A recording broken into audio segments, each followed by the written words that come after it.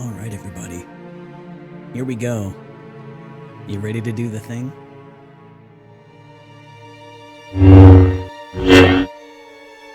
Hey, everybody. How you doing? Welcome to the show. Happy Thursday. I think today's Thursday. It's great to see you all. Welcome, welcome. My name is Rage Mage. This is the Rage Nation. Tonight we're having another episode of Guardians of Greenest, Episode 6, The Snakewood, Part 2. It is a rage face. What's up, Gemini Factor? Hello, Lord Elfric. Good to see ya. Misbehave. All of you crazy folks. Nurture Creeps, Gemini Factor, 42 PS 2020. That's a great name. Welcome. It's great to have you all here. Yeah, so tonight we're going to do, it's a D&D stream. So there's a couple things I need to tell you about before we do that. Number one. Rule number one. It's a D&D stream, so that means that I will not be able to interact with you as much as I would normally like to. Normally I like to be very interactive with my chat, but I won't be able to do that this time, unfortunately, because I'm concentrating on running a game and making the story cool for the players, and hopefully cool for you too. Which leads me to rule number 2. Destiny points. Destiny points are cool things. It's not really a rule. Destiny points are, the way they work is basically for every 1,500 bits that we receive from you, the viewers, we will add what is called a single Destiny point to the pool for the players to use. Now, they can do a few different things with it. They could use it for like a DM inspiration. They could try to do something cool and creative beyond that, or maybe something I haven't even thought of yet. So it's kind of up to the players to be like, I want to try to use a Destiny point for this. I highly encourage that kind of creative thought, and I would love to see more of it. But in order to make it go, we need to get bits from you. So yeah, that's cool. An important thing to note: Destiny points typically don't carry over to the next session unless I feel like I haven't given the players enough opportunities to use them, and that does happen sometimes. So there are occasions where we'll carry them over. Let's see what else. What am I missing? I feel like I'm missing something. I got Destiny points. I got the D&D rules. Oh, there's a new recap command. If you are confused about the story and where the story is, you can just type in ! Moonrise recap, all one word, and it will give you a link, just like Nurture Creeps did right there, a link to a recap document, which is basically all of the recaps that I have started the streams off with, all in one document. Moonrise crap, not Moonrise crap. Moonrise recap. Yeah. Whew, okay, talking's hard. We've got a long night ahead of us. I think we can do it. You guys ready to talk to the players a little bit? Sure, let's do it. We're gonna come in right about now. Here we go, we're coming in. All right. Sorry, window. Boop, boop, be-doop. All right. Hello, everyone. How are you tonight? Hello. Pretty good. How are you? I messed something up. That's how good I am. There we go. Now it's good. Now everyone can hear the music. So, hi, everybody. We're going to do the round of introductions like we always do. We're going to start with... Who do we start with last time? I think we usually start with BK, so let's do something a little bit different. Let's start with Nyxi, being played by Misbehave 8. Oh my gosh, I'm first? Yes, you are. First in my heart, as always. I feel 3 feet tall. I'm Misbehave 8. I'm playing Nyxi, a forest gnome who is 2.5 feet tall, and she has a ferret named Rodo, and she likes to play tricks, and got a trick played on her last week, so expect something coming up sometime. And I think that's it. the escalation that's going to happen until someone actually dies. Oh no. So let's move on to Beacon being played by Player One ATX. Hello, I am Player One ATX, educator by day, DJ by night. I play Beacon, probably the nicest warlock you are ever going to meet. He's a sun elf, and he had absolutely nothing to do with this tomfoolery and prankishness that happened to Nyxi, so hopefully he will be able to steer clear of any repercussions. We'll see. I love it. I love it. Marcus, you're next, being played by Tucker Kratt. Go. Hi there, I'm Tucker Kratt. I am a professional dog nanny. I am currently on hiatus for my stream. And tonight I am playing Marcus, who is a very endearing half-orc barbarian pro-gladiator, who is a bard hobbyist, I'd like to say.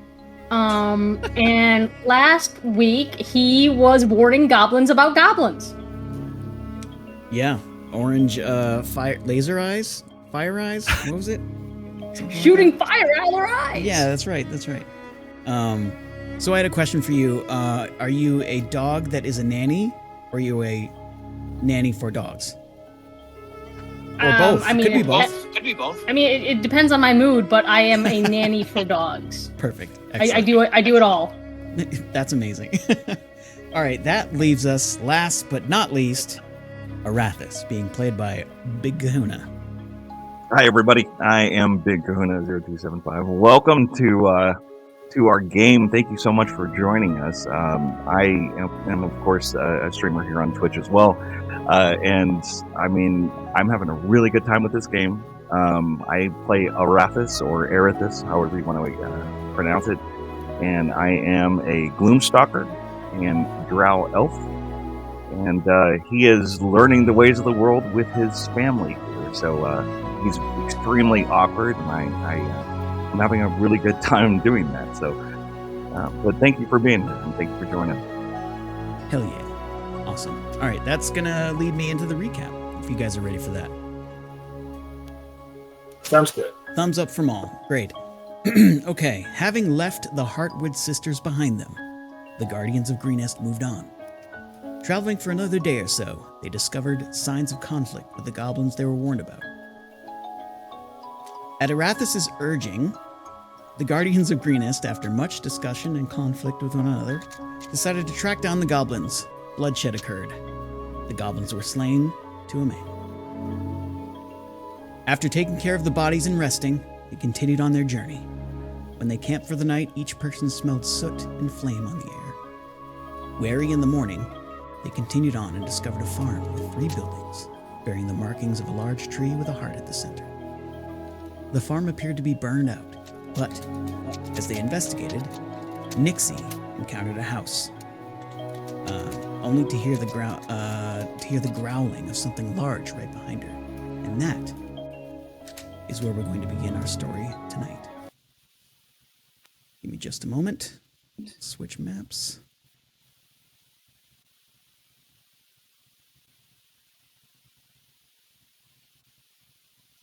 Okay. So, Nyxi, you have opened the door to the farmhouse. You stepped in to look around, and behind you, you hear the growling of a massive creature.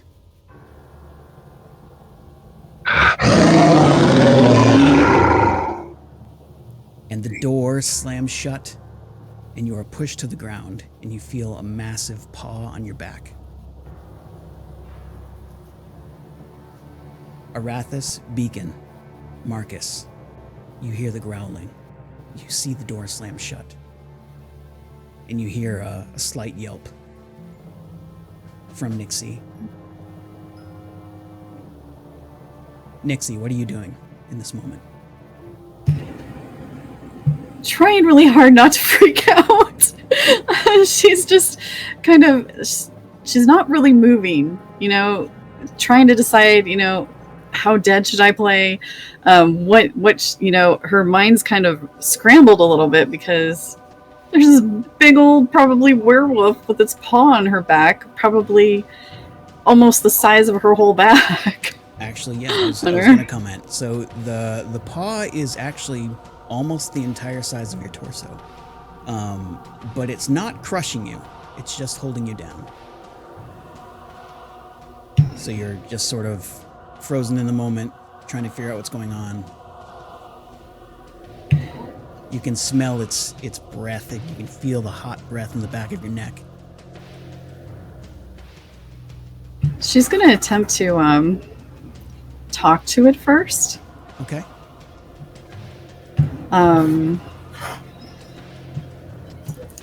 It's okay, boy. It's okay. I won't hurt you if you let me up. I promise. I won't hurt you.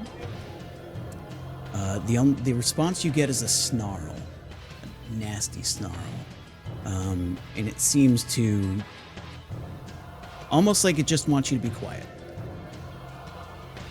And then, its mouth, you can sort of see as like you're on the ground and you're out of the corner of your eye, you can see its mouth raise up to the ceiling, and an ear-splitting howl emits from its mouth.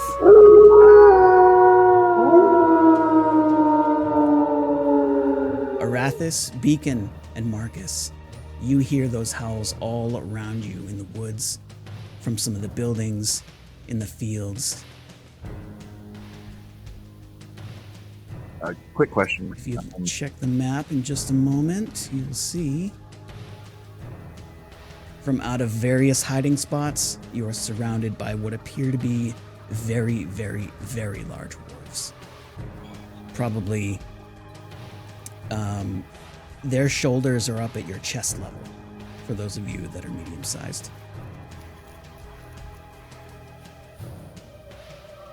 But they're not attacking.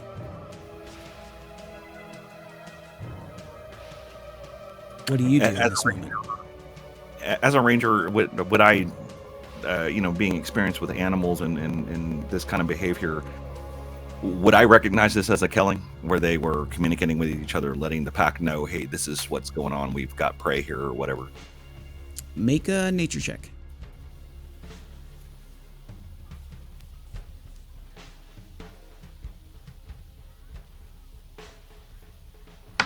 That's going to be a 9. Okay. Uh-oh. You're not quite sure what to make of it. It doesn't seem like what you think it is, but you don't know exactly what the meaning of it is. I think the moment the snarl and the door closed, Marcus would have rushed over to break open the door. Okay.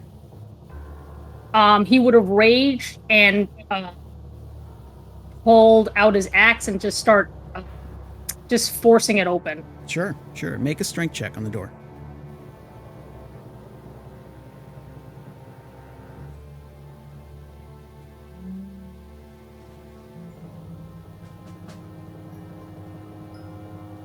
You'd be adding +2, I believe, because raging. Yes. Can that be an athletics check since I have proficiency in it? Sure. Yep.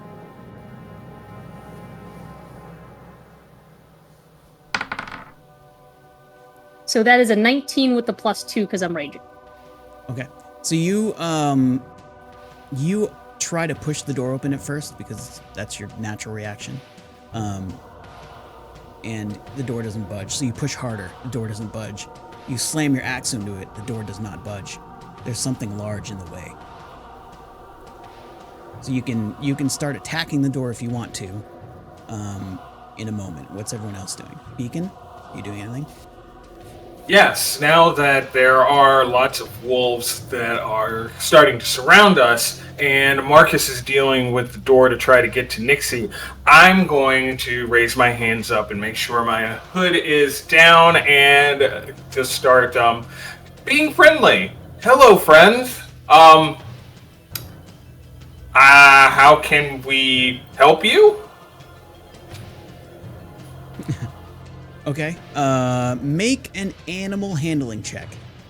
Ooh, that's gotta be high for me, because I'm a warlock, and warlocks handle animals all the time. Let's see. I guess, how many animal handles do you have? Let's see.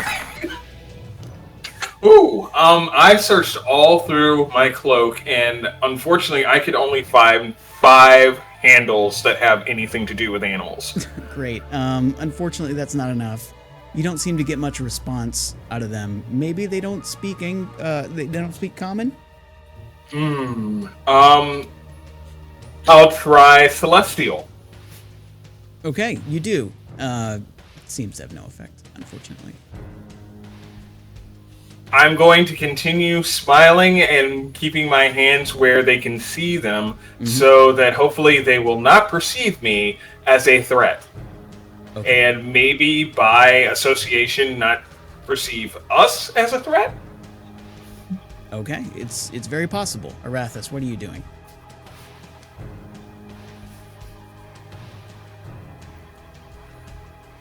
If you're speaking, we can't hear you because you're muted. I'm so sorry. Okay, so we're basically surrounded at our back and to our right flank. Is there anything to our left? Oh, there's these two over here.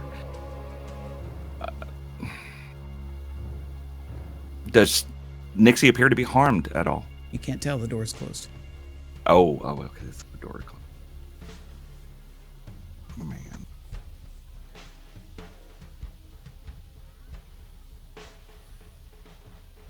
Okay, and these are like unlike wolves that I've ever encountered before, I would assume.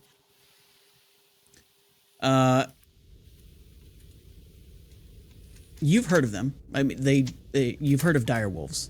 They appear to be dire wolves. They're just massive wolves. And wolves are big on their own, but dire wolves are even bigger. Okay, I will do the same as Beacon. I'll follow his lead this time instead of going to guns on it, and I will attempt to talk to them. You know, I'll hold my hands out and I'll be like, you know, calm. We don't mean any harm. Okay. Give me an animal handling check.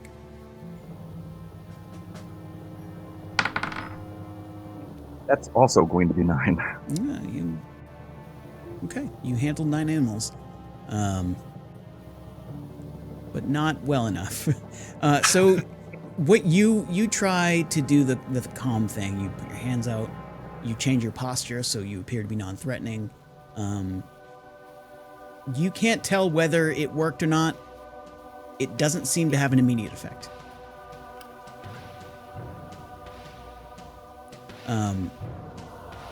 And as you're all doing this, they start moving in slowly. They're not running.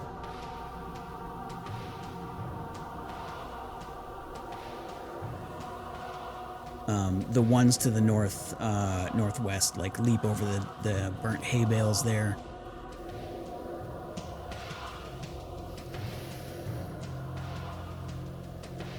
Nyxi. Okay, so while Nyxi is on the floor, Roto nudges his way out of her bag. So we'd like to bring Roto out. And have Roto kind of chastise the wolf. A little distraction. Not attacking the wolf right away, but just to see if it can get the wolf off of Nyxi. Okay. Make an intimidation check from Roto. So you just use Roto's character sheet to make that check.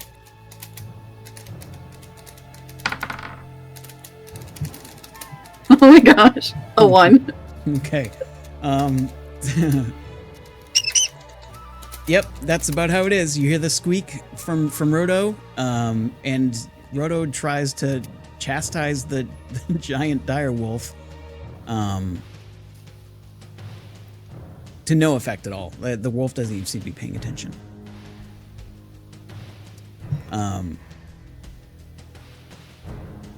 The wolf on top of you, you can hear its mouth get close to your head. You can hear its breathing in your ear. You can hear seems to be sniffing at you.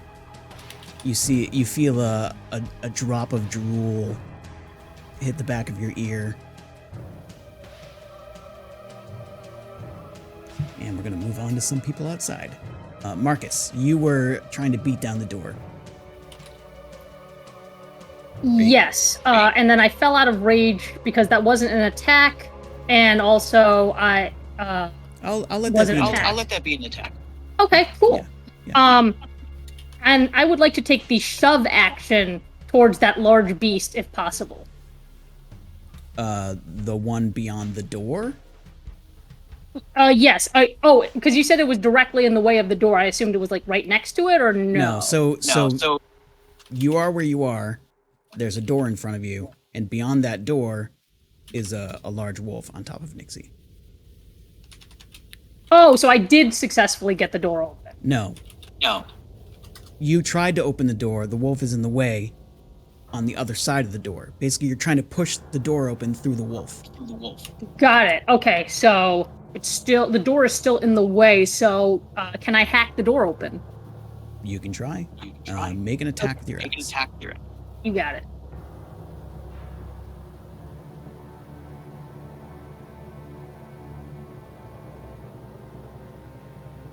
It's an automatic hit. You don't have to roll to hit. Just roll damage. Oh, cool.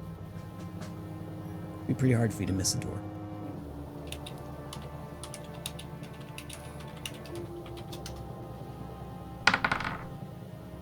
That's a very good hit. And I already included the +2 because I'm raging. Excellent. All right, you chop into the door. While it doesn't break open completely, a good portion of it is cracked. Basically, you split a big crack almost all the way through the top half of the door. Is there anything else from you?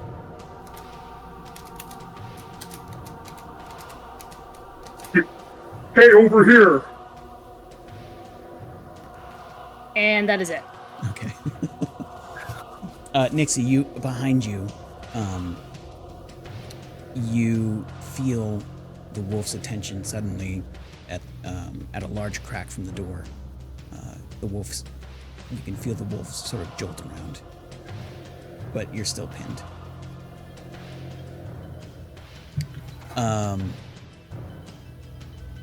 Beacon, what are you doing right now?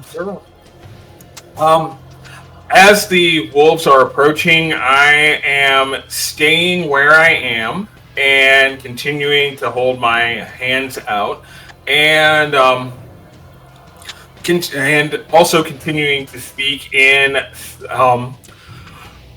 calm, soothing tones to the wolves. Hello, friends. We certainly don't mean you any harm or any trespass. We're just passing through, and we don't mean you any harm, and we hope so much that you can say the same about us. Okay, make another animal handling check. Ooh, let's see if I can find some more handles. So this time I was able to find a few more handles. I found 19 handles this time. All right, that's a good number of handles. Okay. The three dire wolves nearest you, to the northwest, the west, and the southwest,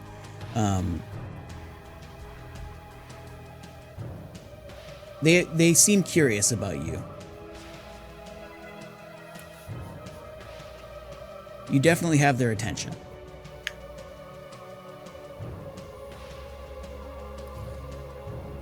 Could be worse.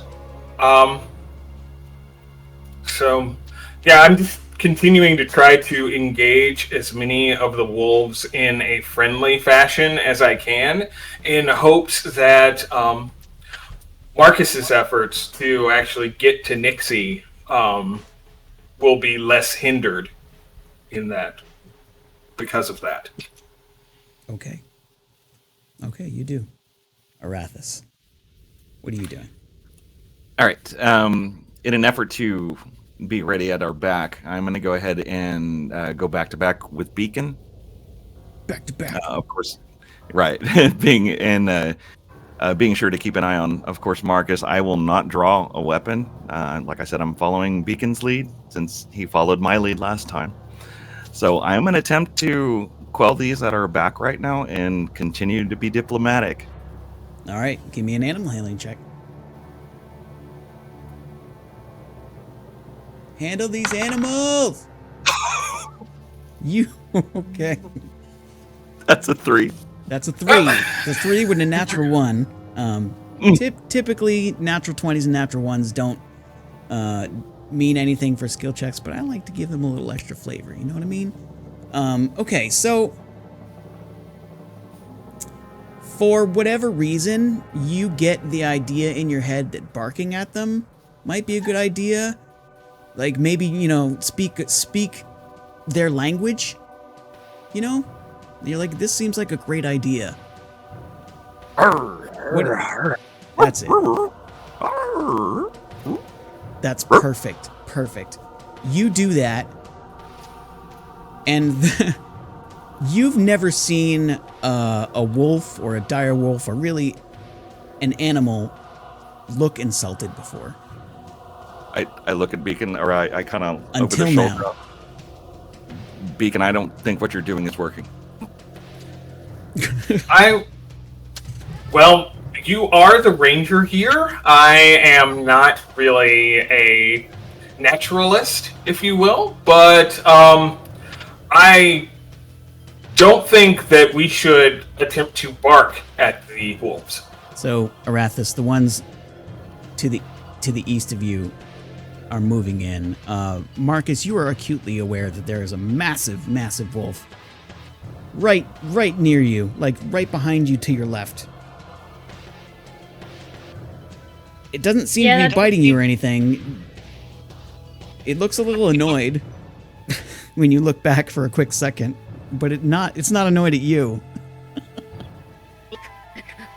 I wonder what it could possibly be annoyed by. You did hear some weird humanoid barking behind you, and you're guessing that might be it, but who knows? Who knows? All right. So Nyxi, you're on the ground, just being pinned by this wolf, and Rodo has not helped you.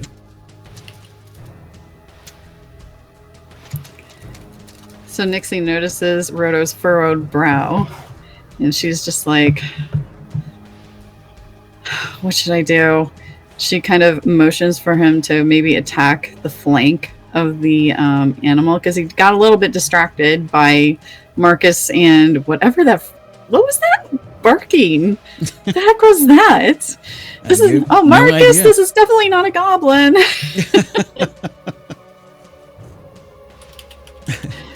So she's trying to decide whether or not she wants to try to use, like, fire or anything like that, but the place is literally burnt out. She just wants to get out from underneath this wolf here. Okay, well, you can try to do that. If you want to make an escape attempt, you can make an athletics check or an acrobatics check. Okay, we're going to try that then. Okay.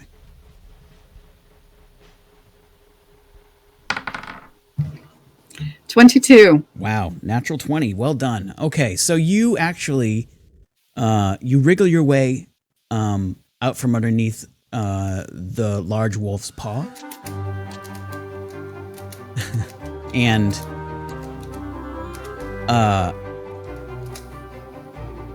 you rolled away from it and stand. Okay, what I want to do is So before you do anything, okay. before you do anything, the wolf, you get a look at its face now, and it has it's got beautiful silver gray fur, deep yellow eyes, and a large scar across its right eye. and it looks amused. You've never thought a wolf could look amused, but this one does. What do you do now? Okay, well, what? She's gonna look around, and I want her to just get away. I don't want her to attack yet, so I kind of want her to spider climb up the wall a little bit further away because she can't quite get past him to the door. There is a door behind her, though. But she thinks that, well, I think it would probably outrun me and just smack me down again. So I figured the high ground would probably be the best thing to do. Okay, so you cast the spider climb spell. What's the cast time on that?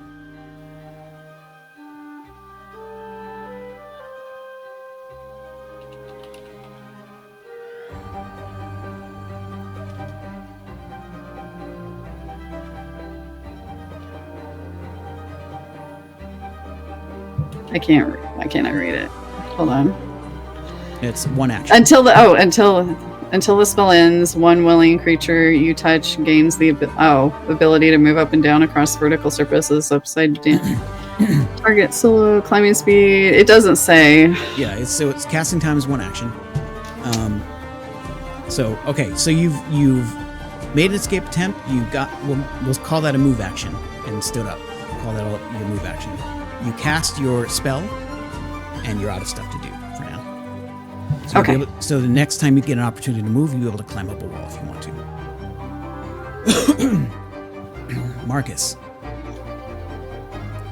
Am I able to see that Nyxi did this through the crack in the door? Yep.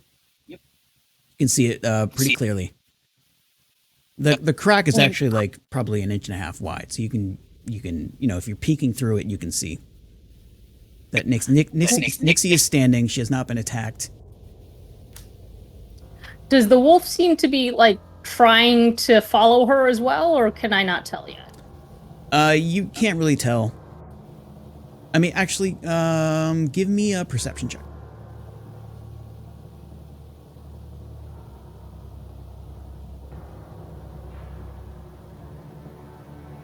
So you're chopping at the door, and occasionally you try to peek in. Yeah, you can't tell what's going on in there. Not too much. You know that Nyxi's standing. That's about it. Cool. I also forgot to mention that when I raged, there's a spectral wolf next to me. Are any of the wolves responding to it? I forgot about that too. Let me make a couple rolls.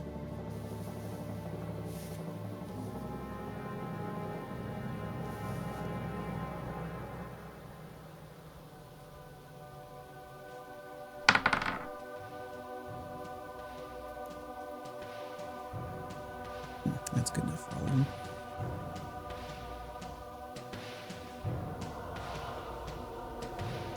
So the wolf nearest you,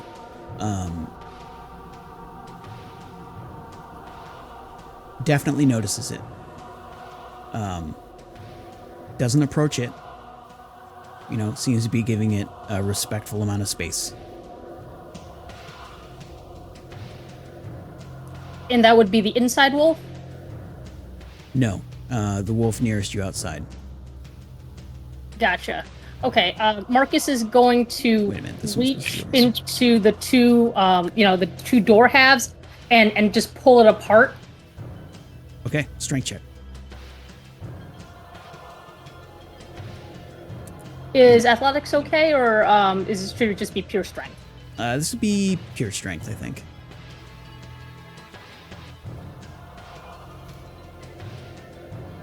Trying to Captain America the door. That's enough. You sort of like drop your axe to the side, and put both hands in, and just destroy the door. Tear the door asunder. It's wide open now.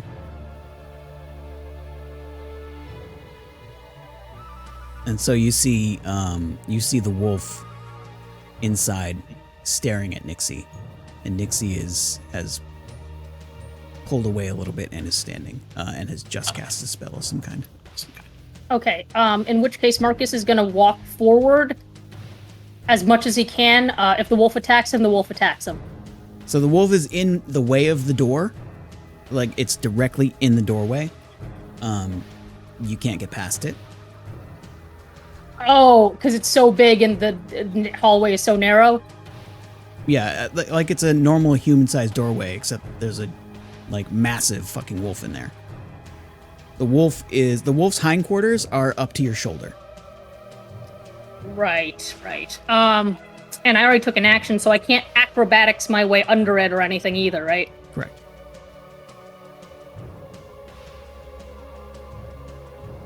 Okay, I guess Marcus will try to get its attention. Hey, right behind you. Inspiring words. Thank you. And that's it. Excellent. Okay, so Nyxi, you hear all that. Arathis, Beacon, you hear that as well. Beacon, what are you doing right now?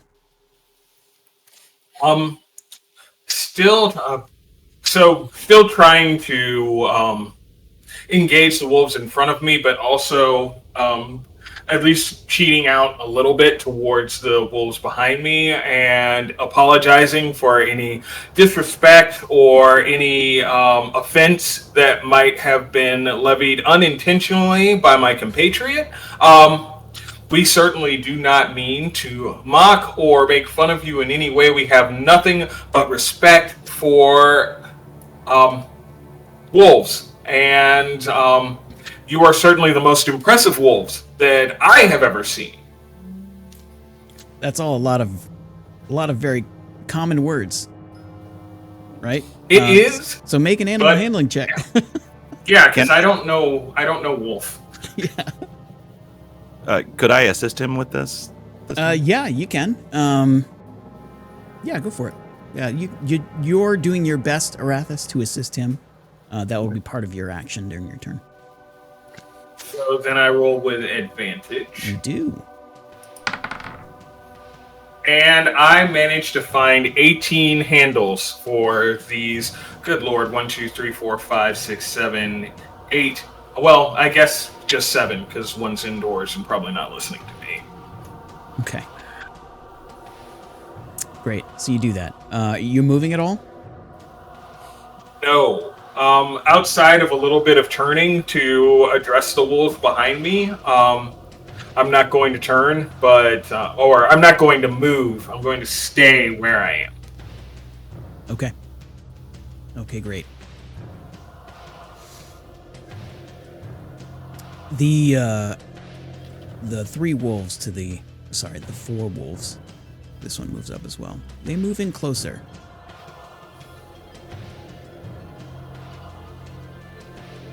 And they sit.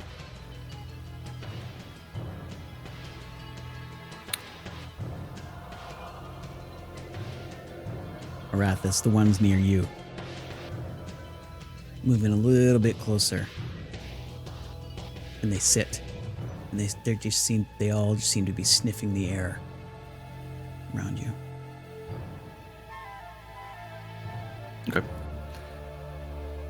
I still attempt to maintain what Beacon's already achieved. I don't make any sudden movements. I don't try to make any threatening moves towards my weapons or anything like that. But I will not let them see us be fearful at the same time. So. Okay, that's good. And that was covered in Beacon's role. So you both did well. You're alive. For now. For now. Okay. So, Nyxi, it's now your turn. You hear Beacon just chatting up a storm out there. You know, like he does. It's kind of his thing. You see Marcus rip open the door behind the wolf. Marcus looks really angry. Marcus and his spectral wolf. The wolf near you is staring at you, curious.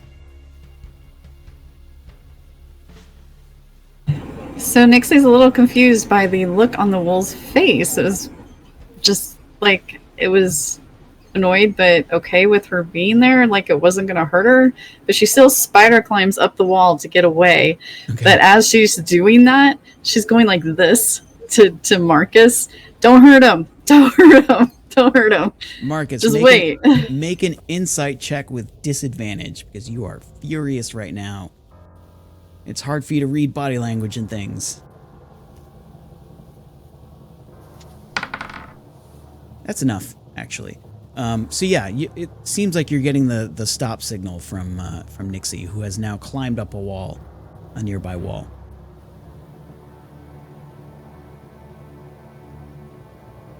And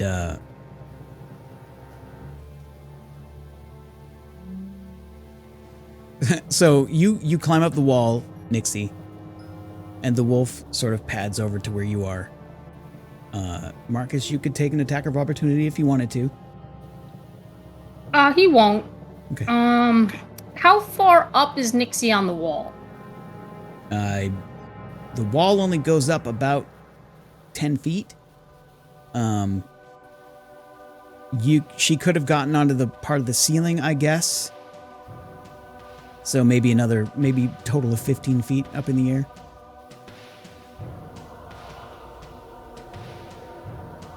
Okay, so she's out of range, sort of the wolf. Yeah, but it's the wolf's turn. I was just offering you the attack for opportunity if you wanted to take it. So the Gotcha. wolf moves forward, and stands on its hind legs and gives Nyxi a good sniff. And actually, as it stands on its hind legs, it can reach you up there. It puts its upper 2 feet on the wall.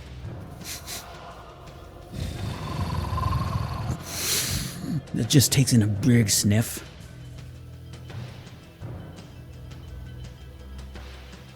And then you hear let me find a good voice for this. I don't have any right now. Oh wait, maybe. You hear this. Child of the moon. And it actually just runs out the back door. And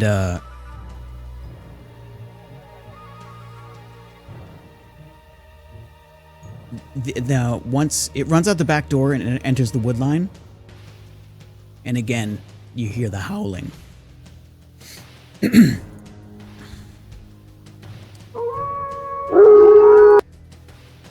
Oh, I'm cut short. That's okay. There you go. Perfect. And with that, all of the wolves outside, their ears perk up.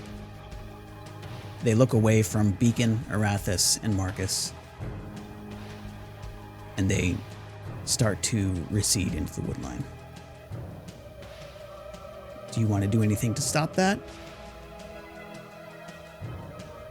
No. Okay. I do not. Okay, great. Goodbye, friends. So all of the wolves leave. Okay, we need to leave now, and then we're gonna talk about this. Sounds fair. Agreed. Nyxi drops from the ceiling and lands, and then she looks over at Rodo. Rodo is over there, like, cursing out the door, like he's trying to curse out the wolf that just left. And she pats her side, and he gets in her bag. Okay, Rodo jumps in your bag eagerly. Okay, guys, let's leave. That was terrifying. Are you? Yes. And I've got drool all over me. It's disgusting. Yeah, it doesn't smell good. Can we I find a agree with river? Or a stream? Okay, but even creepier, what was that thing about the moon? Right. He called me Child of the Moon. He sniffed me real hard. And it says Child of the Moon. Did we hear? Did we hear this creature talk to her? No. Marcus, you heard it. That was awful. Arathis, get us out of here, and then we're gonna start crying together. Yeah. All right. Well, I start leading us out of here back to or back to the Snakewood, or in that direction. Sure. So you leave the farm, easily avoiding what seems Bear like traps. would be A, bear traps, and B, a group of wolves, a pack of wolves, a pack of giant wolves, right? It's pretty easy for you. They aren't. As you leave toward the southeast, you see that there are tons of tracks that they've been all over this farm. You're not entirely sure what the connection to it is, but you know that they seem to. You actually smell in a couple points, like, yeah, they've marked this place as theirs, and you can avoid it, and you do, and you get away. You walk probably a few miles, and you find a good place to stop. There's actually a massive rock formation that pops out of the grassland. You could sit on top of that and talk if you wanted to. All right. I motion for us to stop here then for a rest. And of course, I turn to Nyxi. Are you injured? Surprisingly, I'm not. Just about had a heart attack. I was so scared. Did you say that thing talked to you? It called me a child of the night in this really deep, creepy voice. Or child of the moon. Yeah. Huh. I look at Beacon. Any ideas? Hey, at least we didn't massacre them all. Oh, no, That's they were good, going right? to massacre us. Yes. Well, those were animals, not goblins. We were going to get ripped apart by, what was it, 8 wolves? I do believe so. 7 to 8 weeks. So you've all seen regular wolves before. These were much bigger than that. Right. And I do relate to the familiar, those were dire wolves. Yeah, and no wonder the Heartwood sisters couldn't deal with them. They're terrifying and killed their family. Do you think those were the same ones? That was their farm, and there's a whole bunch of wolves around there marking their territory. They didn't look like they could light a fire, though. All right, we're back to that problem.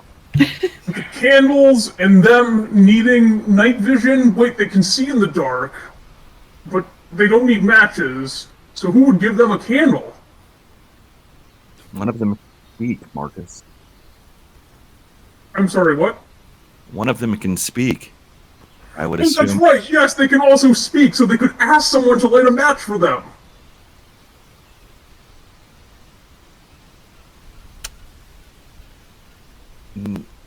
That makes sense, yes? I think if they were the same wolves, though, wouldn't they have just tore us apart like they did the family? But it sniffed you and said you were a child of the moon. Did you guys say there was something about the moon and these wolves before?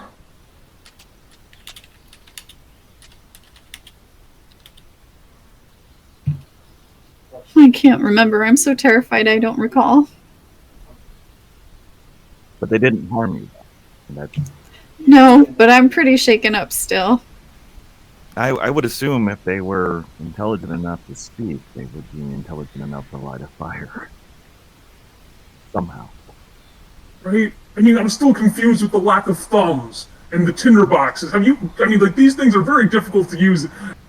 Marcus drops his tinderbox.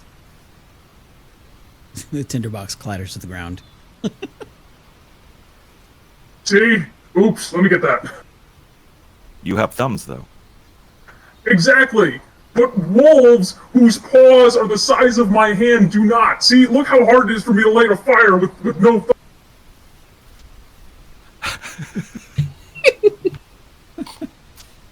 We believe you, Marcus. You don't have to demonstrate at the moment. But thank you. I appreciate your enthusiasm in storytelling. I am really perplexed.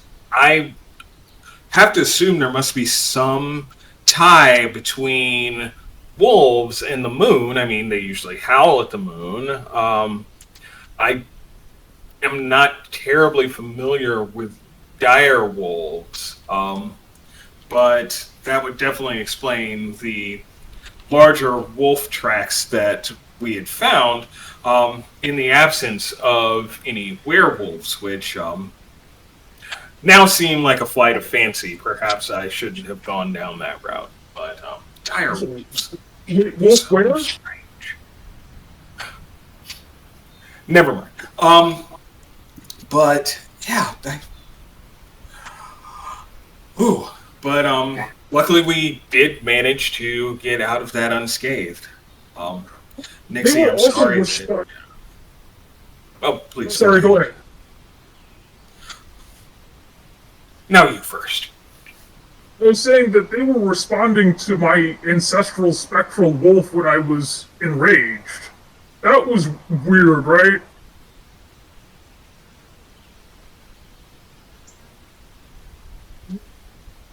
I wouldn't say it was weird as much as it would be typical animal behavior between wolves that I've seen.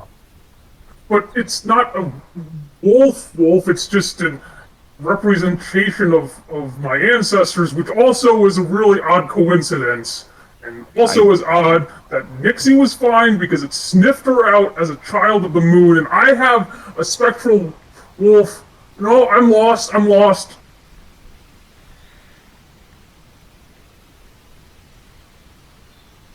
I don't think it would be so strange. It doesn't know that it's not a real wolf, so I would assume it would just respond naturally. They can smell really well. Tell me about it.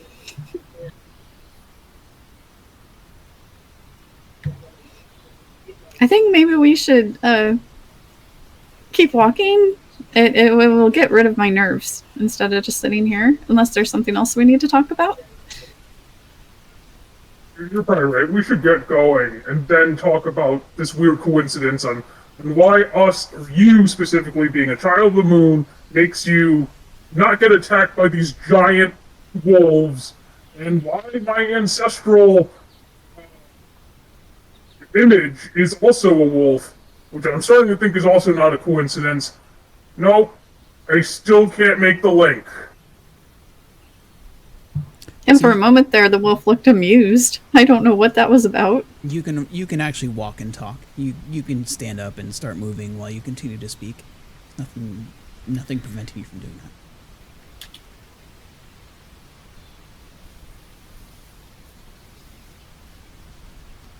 Hey, Arathis, are we there yet? Yes, Marcus, we're there. So, shall we continue? We need to get to a place. Does the Snakewood have any place with potatoes? Because I think Nyxi needs a potato or 5. I could totally use a potato right now. I don't know, Marcus. I've never been there. I mean, at this rate, you won't tell us if we're there yet. Are we there yet? I don't know. We might be. So the estimation for arrival from Greenest was about 6 days. You were about 3 days into your travel. You know, it was kind of cool though, guys. Roto came out and tried to chastise or curse out the wolf, which was kind of funny. Didn't work though, but it was fun. Yeah, you hear some squeaks. You hear some squeaks of pride from inside your bag. That is definitely one track to take with the wolves. They certainly weren't being terribly hospitable, so I could see where Roto might be.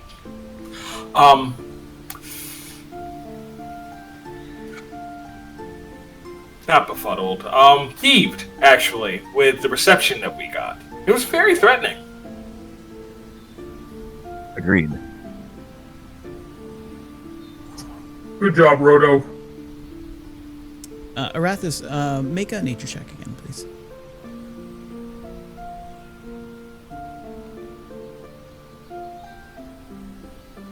Sure.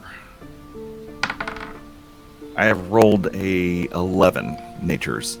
11 natures. Okay, so you're thinking about wolves and their behavior. You know that a lot of wolves are territorial. That could explain part of their behavior. You remember finding spots that they had marked as theirs. Maybe that's part of it. Okay. It's definitely a possibility that we stumbled upon their domain. I found several spots where they had left their scent. It's normal between these kind of animals, from my experience. Is it normal for wolves to... Sorry, is it normal for wolves to inhabit territory that is civilization or try to drive out the humans? I've never heard of that. That I is wouldn't not think. normal. I would not think that would be normal. No, that is not something that I have experienced in those animals that I know of.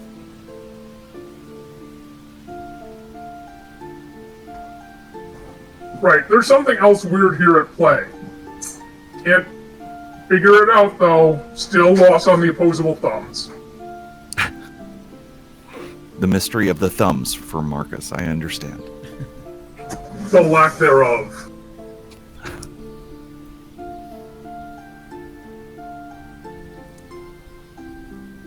So you all continue on your way, unless you have other things to say. You all continue on your way and make really good time, and are actually coming to a point where there's you're walking up on a large hill, and it's about evening time. It's starting to get dark. You think this is probably as good a place as any to camp for the night.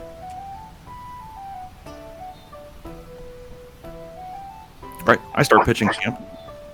Okay. I don't think you should take a watch, Nyxi. You should just sleep. Is there a stream around here, though? She, like, picks up her hair and it's like a great big clump of drool dried. Yeah, there really isn't a stream nearby, unfortunately. Like, this is all grassland. So, there are streams here and there. There just doesn't happen to be one here right now. Alright, she just kind of lets out a huff and be like, thanks, I really could use to try to sleep. Don't let the dogs bite. Good night. Quick question. Since Marcus is actually pretty good about taking care of himself when he's on the road, would he be able to, like, kind of use part of his water skin and everything to kind of, like, help Nyxi get some of the worst parts of the drool out of her hair? You can do that. However, the immediate concern, especially while on the road, is using part of your water supply for something like that. Yeah, that's fair. I just didn't know if he had any good tips for being able to conserve water but still take care of the hair. Now, that said, you're traveling with a ranger who is very good at what he does. There is a good chance he could find, water in the future to keep you going. It's a sort of 50-50 shot. You think about it, and you recognize that there's some give and take there. You can do it if you want. Hey, Arathis, how confident are you about finding us more water tomorrow? Pretty confident. Okay, hey, Nyxi, come here. I'm gonna see if I can help your hair. Oh, thank you. She holds out her hair. Is that essential, or? I am so glad you carry soap, Marcus. Thank you so much. Yeah, no problem. Marcus is gonna pull out his water skin and like mix it with the soap and like kind of run it through, like kind of like a dry shampoo kind of dealy. Yeah.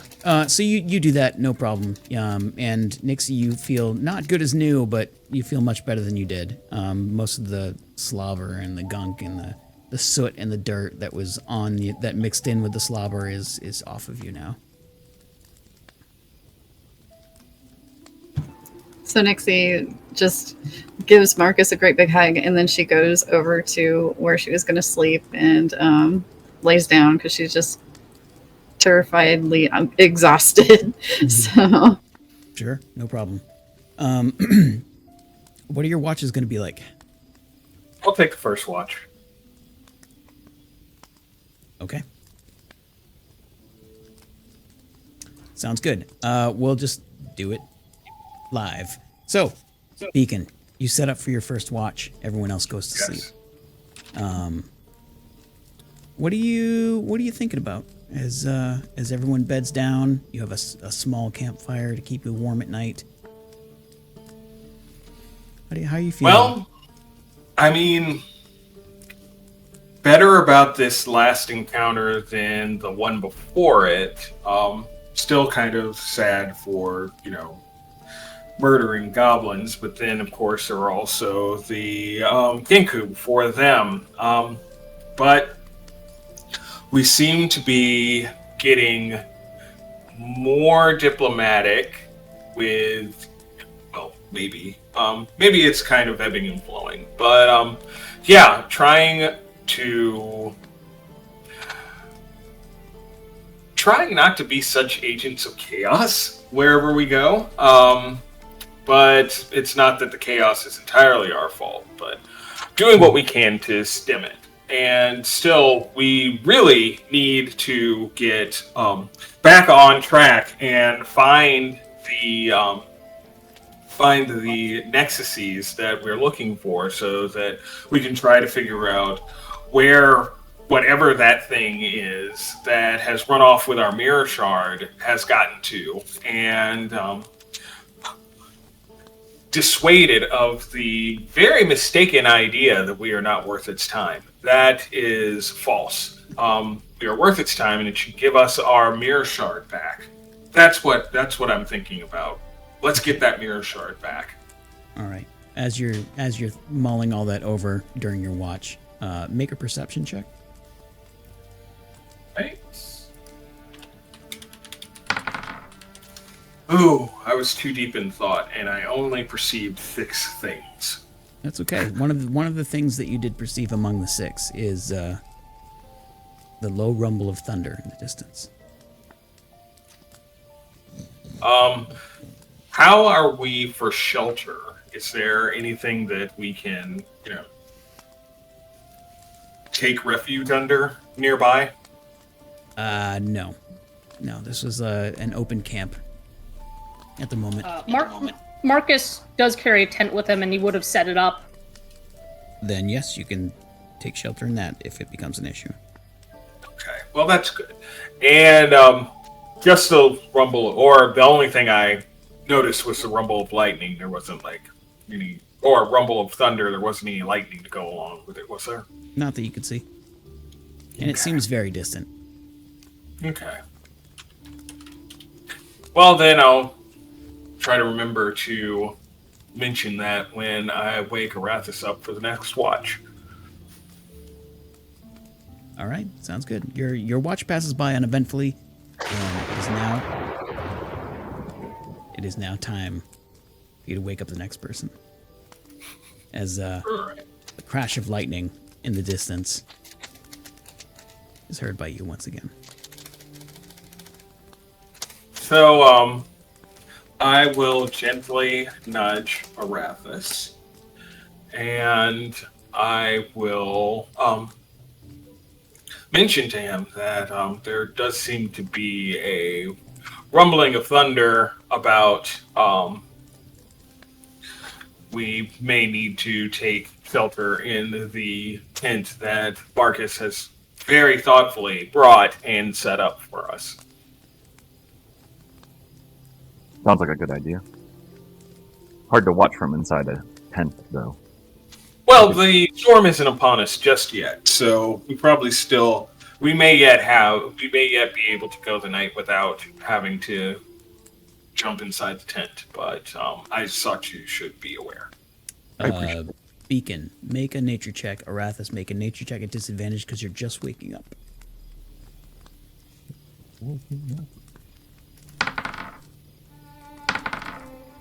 I have 8 natures. Okay, I have. Yeah, you can't really tell how far off the storm is. You think it's pretty distant, but you don't know. You have no idea. Fair. I'm not a ranger. I am more of an inside warlock. So I could be wrong about how far away the storm is. It seems distant to me, but what do I know about such things? You worry too much. Go to bed. I will take you up on that sage advice. Are you going to bed in the tent or outside of the tent? I'll go to bed outside of the tent with everybody else. I assume Marcus is in the tent. Marcus. If Marcus didn't know, Good. if Marcus didn't know about the storm, he might not have. He would have definitely let Nyxi go in there. It has enough room to sleep 2 people. Okay. I was gonna say it's not like your, standard like cabin-sized tent that we have these days. It's gonna be a pretty small, like maybe 2 people tent. So that makes sense. Yeah, so like 1 sleeping person and 3 people huddled on the side trying not to get drenched. Right. Okay. Arathis, it's your watch.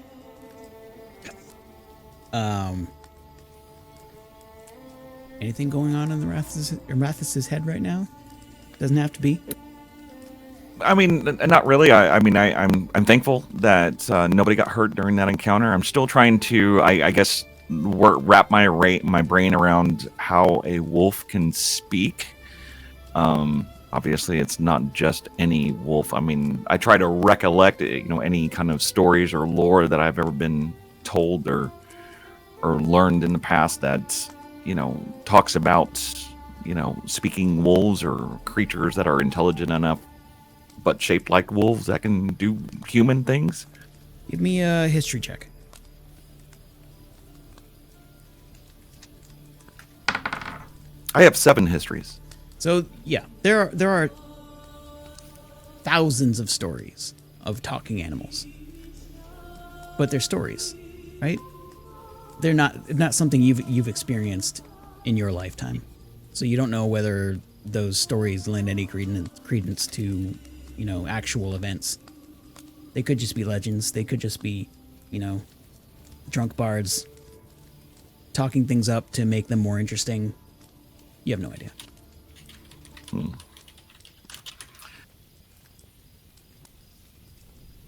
I mean, really, what I was trying to figure out here is by them drooling on Nyxi, I mean, would it be like maybe leaving a scent on her to identify her in the future, maybe? Or would that be? Maybe? You don't know. It's hard to tell. It's not a common animal tactic, but some of these actions of these animals don't seem very common, so you have no idea. Okay. I mean, that would just be my guess, but of course, I'm sure they would do it by other means than just drooling on her. I didn't want to go there. I'm just saying, Yeah, that's gross. Yeah, you can't tell. You didn't see it. You only heard the story from third parties. So like, if you saw it yourself, you might be able to determine that. But based on the information you have, you can't tell. Okay. Right. And while I'm watching, I'll examine this arrow, the Heartwood arrow that found me. Sure. What are you looking for? I'm looking for any kind of easily identifiable marks on it, other than, of course, the brand that we found on the pack animal. Did she happen to have specific colors that she was like, the fetching and whatnot? Make an intelligence check to see if you remember that. It was a day and a half ago at this point.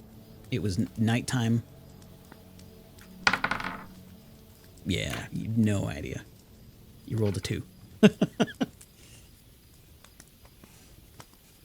It's a nice arrow, though. Very well crafted. It's very well crafted. The head of the arrow is actually silvered,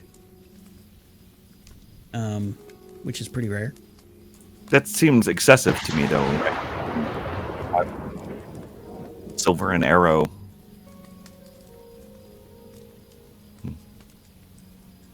Okay. Well, I just continue to watch, and you said that there were. I hear a storm, or I hear the storm approaching. You definitely do. You hear that lightning strike in the distance. Can I tell how close it might be? No. Okay. I don't know. Can I search for any kind of limbs or tree limbs or something that we could or that I could build a impromptu lean to, just to kind of keep us out of the elements while they watch? Or you could do that, but it would be noisy. Chopping down trees and stuff, or tree pieces. Yeah, let's not do that. I don't want to keep anybody awake or let anybody draw attention to yourself. Right. So, as your watch is passing, you're looking around, looking up at the sky, and the stars start to go out one by one as clouds from the coming storm start to pass over.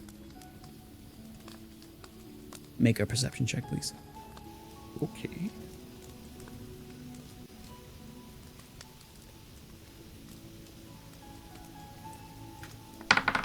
I am 18 perceptive. Okay. You don't notice anything strange. All seems to be well. It's very quiet, very restful. Even with the cloudy night, it's kind of beautiful. You look up and you see the moon glowing through the clouds, and it illuminates them in a very pretty way. Cool. And your watch passes by uneventfully. All right. I offer up a small prayer. And then I wake up Marcus. Excellent. Marcus, you are nudged awake by Arathis.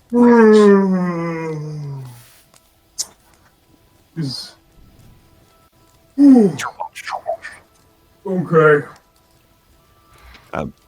Be aware there is a storm coming, or actually it's already here. Oh.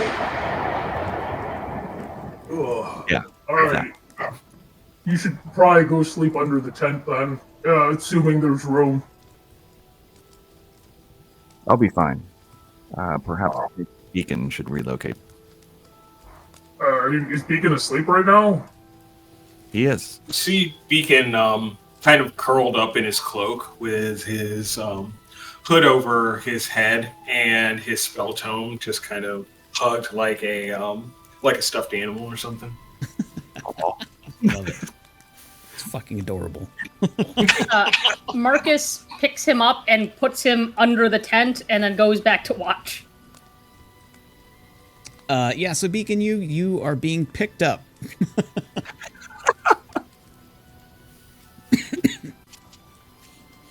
I don't anticipate finding that particularly disturbing.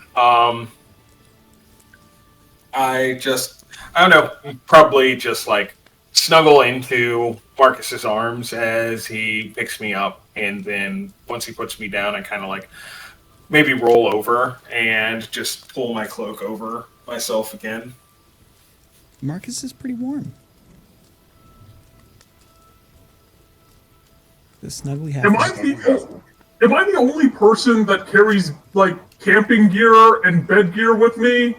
Ugh. And he takes his blanket and throws it over Beacon.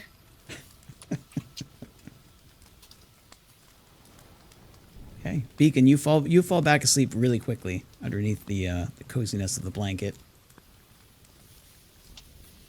And in kind of a half snore, says thank you and goes back to sleep. Aw. Okay, Marcus. Marcus will go and sit down at the regular watch area and wonder how long it takes for him before he gets completely soaked. So it hasn't started raining yet. And at this point, it's what would normally be what we call pre-dawn, which is, where the sky starts to get light. But it's actually a few hours before the sun actually rises up. The clouds above you are getting thicker and thicker.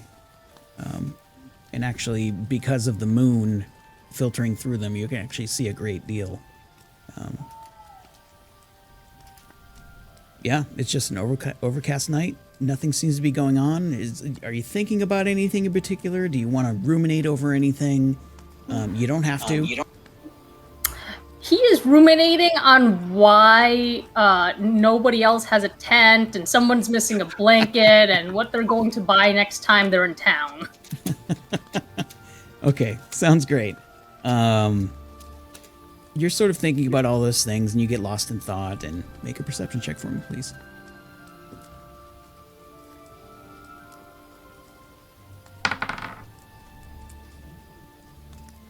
Seven. Okay. So yeah, you don't notice anything strange or out of the ordinary, and your watch seems to pass by uneventfully. Dawn comes. Although you can't see the sun, you can just see the world getting brighter. You know that dawn is upon you, and you may get everyone up at this time, or you just let people sort of wake up as they do. Since there's a storm coming in, he's definitely going to wake them up. Okay. Everyone is wakened by Marcus. I assume not roughly. Not roughly. He's just going to kind of shake them awake, like, all right, we gotta go before the storm hits us. That sounds like reasonable advice. Nyxi checks her boots, makes sure nothing's tied together, looks around. All right, I'm going to leave you to roleplay amongst yourselves for a couple minutes. I have to go to the restroom. I'll be right back. That sounds fair.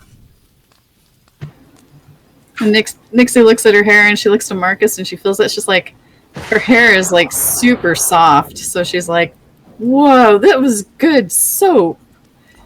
I know, it's organic. Isn't all soap organic? I don't know. But this in particular is made with special stuff. Natural stuff. It's good for your hair or stuff. And hey, if it gets rained on us, we can definitely wash out more of that gunk. Sounds like a plan. Yeah. That would make it easier to find water today. Right. It's a shame that we don't have a bucket to catch the water for us, but I would rather you carry blankets and possibly a tent than a bucket. Those things are heavy, Marcus. We try to travel as light as possible. Also, you are in luck. I am not carrying a bucket. Blankets are not that heavy, and you still need to carry gear with you, Ranger Arathis. I have my gear with me, and all I need is my puafwi. You're what now? My cloak. Oh. All right, I'm back. I'm sorry. Where'd we leave off? What's going on? Who's running this game? That's a fair question. The more gear we carry with us, Marcus, the slower we can move, and it makes it hard for us to maneuver in battle when we are encumbered this way. You can put the tent down when you're about to fight. What if you don't have time? I think you can manage the time.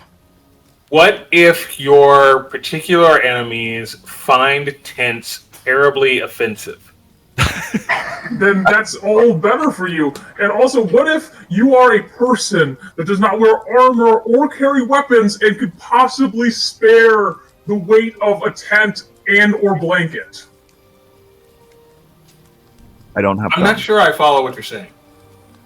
I'm saying that you could probably carry a tent without a problem, Beacon. You specifically. Well, I mean, I could give it a try. Let me borrow your tent. All right, here you go. Marcus He puts can it nearly in. collapse. He can nearly collapses under the weight of the tent. I think All right, now I think you're just making stuff up. It's a very heavy tent. You underestimate your might. I think you're exaggerating how heavy this tent is. But not everyone is as sturdy as you, as strong as you either. I am certainly not as sturdy as Marcus. I recognize that, which is why I said because you don't carry weapons or armor, this should probably be fine.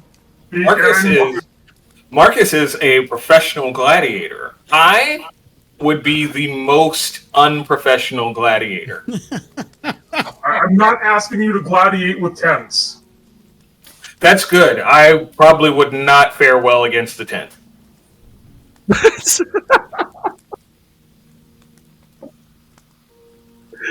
Sorry. Thank you for bringing a tent, Marcus. We appreciate your forethought so much. I think I'm going to make you sleep out in the ring next time. You could Fair is say fair. you could say it was intentional. So we're just going to camp on these puns, are we? Intensely. Mm-hmm. Anyway, so you wake up for the day and start traveling, I assume. God damn it. Okay, so you, as I said before, you are about to crest a very large hill. As soon as you peak this massive hill, after about probably 2 hours after you pick up camp, you look down to the southeast, and you see many miles away, what appears to be many miles away, to the northeast.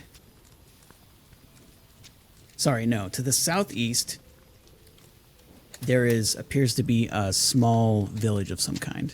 And then to the southwest, equidistant, there appears to be a different small village of some kind. And then far beyond that, you can actually see at this point the very edges of the Snakewood.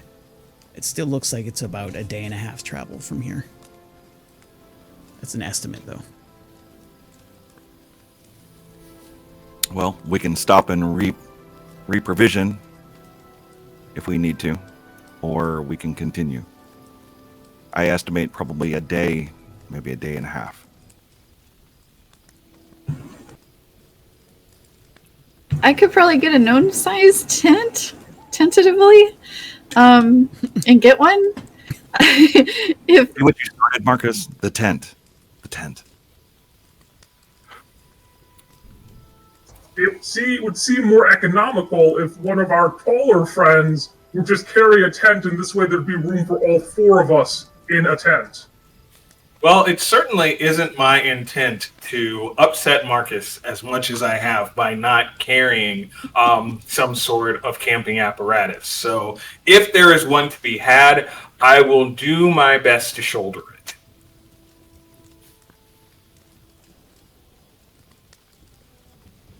Tents.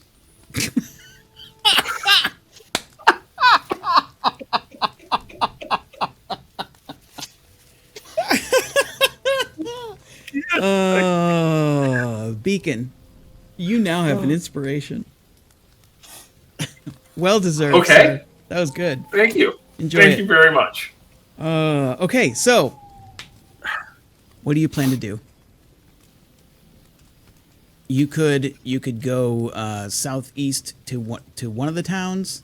You could go southwest to one of the towns. You could continue on.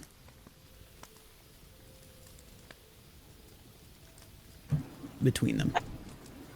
I think we can live should. on. Oh, Sorry, go ahead. live off the land? Is that what you're gonna say? I would say we can stop for provisions if we need to. Perhaps get a good night's sleep. I mean, I would mind, but get a comfortable night's sleep for you at least, and then we could move on. And a path. Continue. And a path. How long is it to get to Snakewood, and how much of a detour would it be to go to one of these towns? Yeah, it's really not since you don't really know what part of the Snakewood you're trying to get to. Any of these options are good. You could you could go straight to the Snakewood between the towns. You could go to one of the towns, and then continue on the same direction and hit another part of the Snakewood. You could go to the other town and hit another part of the Snakewood. Oh, right, because the Snakewood isn't a town itself. Yeah, we should probably hit it. Snakewood is a forest. It's a massive forest. Yeah, we should pick a town. All right. Which one would you like us to go to? Here or there? Yeah, I mean, from where you are, you can't really tell the difference between them. They're just sort of dark spots on the plains.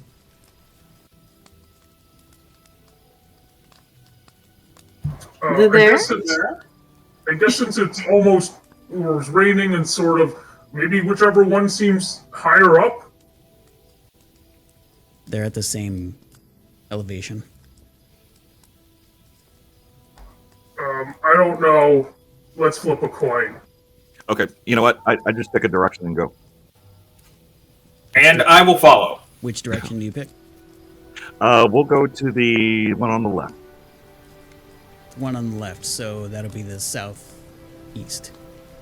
There you go. Okay. All right, you head off that way, and after about the rest of the day's travel, you see like a farmstead. There are crops there. Looks like they're growing corn. In the distance, you see a small stream that passes through the town. You don't see any farmer at the farmstead. I assume you want to just walk right past it to the town proper. But you could investigate the farm if you wish. I probably wouldn't have a need to do that. I mean, considering unless something feels amiss to me, I wouldn't.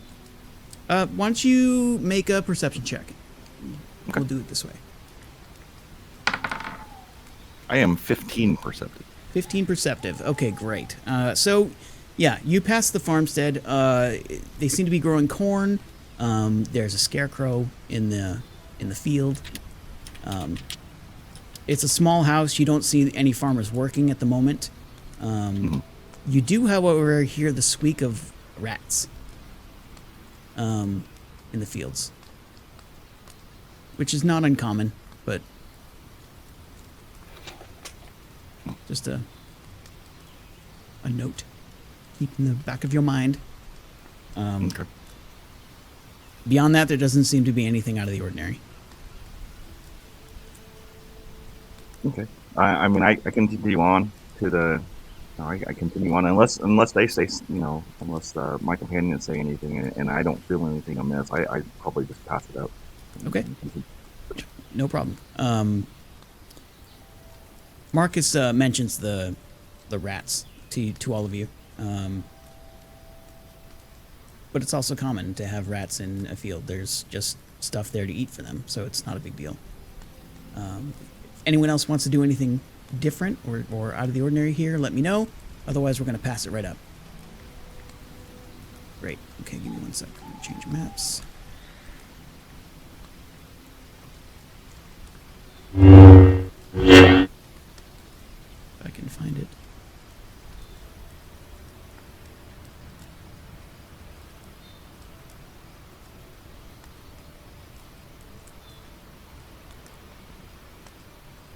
If it loads.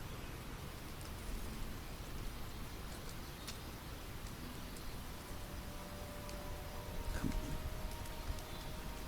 Just letting no enemies and Yeah, everything broke for me. Awesome. Oddly enough, I see the map. I do too. am super happy for you. That's cool. Sorry, that sounded really shitty. I didn't mean for it to. No, it didn't. It didn't sound shitty at all. Yeah, Inner Creeps in chat was like, dick. Yeah, she's right. Okay, so yeah, you're coming from the northwestern edge The buildings here are tall and long. You see a few people moving around the town. This map is just mostly for to give you an idea of what the small town looks like. There's about 6 buildings, like a small shed in the center, a well. There's a small stream that you go over, and there seems to be an obelisk in the center of the town. You walk in. There are maybe 4 or 5 people moving about, doing chores. Most of the people here seem to be tall and thin. Their skin color ranges from, a deep dark brown to sort of tannish white. They all seem to be humans or half-elves. And you cross the river, and one of them comes up to greet you and says, "Hey, welcome. Welcome to the village of Fang. What can I do for you, strangers?" Very much for your most hospitable welcome. I'm curious. Do you have a merchant who sells camping goods? Perhaps tents of some sort? Well, no, we don't have nothing like that here. It's a very small town we've got here. That's very fair. We've got some food for you. We could maybe give you a bath in the common house if you pay for it. Both sound perfectly acceptable. Great. I have a name somewhere. I'll tell you what it is in a moment. That's fair. I also have a name somewhere. Do you? Well, perhaps if you give me yours. Absolutely. If you show me yours, I'll show you mine. Haha. Names. I'm talking about names, of course. Of course. What else would anyone be talking about? My friends call me Beacon, and I do so hope that we can be friends. Well, that's my hope as well, Beacon. My name is Seth. Well met.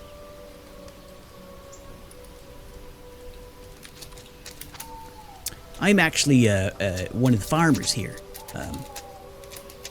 I just came into here to do some business, but I saw you coming in, and I figured we'd greet you. We don't get sorry, I can't talk. We don't get strangers here much. So, yeah, welcome. Well, just head on down to the building over there, and he points to the larger building to the east. This one here. See if it'll ping for me. Of course not. That one. You see it? Mm-hmm. Okay. Yeah, he points to that one, and that's the common house we have for people that stop by or people that are down and out, not doing well, that kind of thing. So yeah, go ahead and stop in there and talk to Zindra, and she'll get a bath set up for you. And Thank you so much. who are the rest of you, if I may ask? I am Nyxi. Hello, Nyxi. It's a hello. pleasure to meet you. You too. Yeah. Hello, I'm Marcus. Marcus. Are you a gladiator? Yeah, I was on hiatus for a little while. I'm helping out my family now. Were you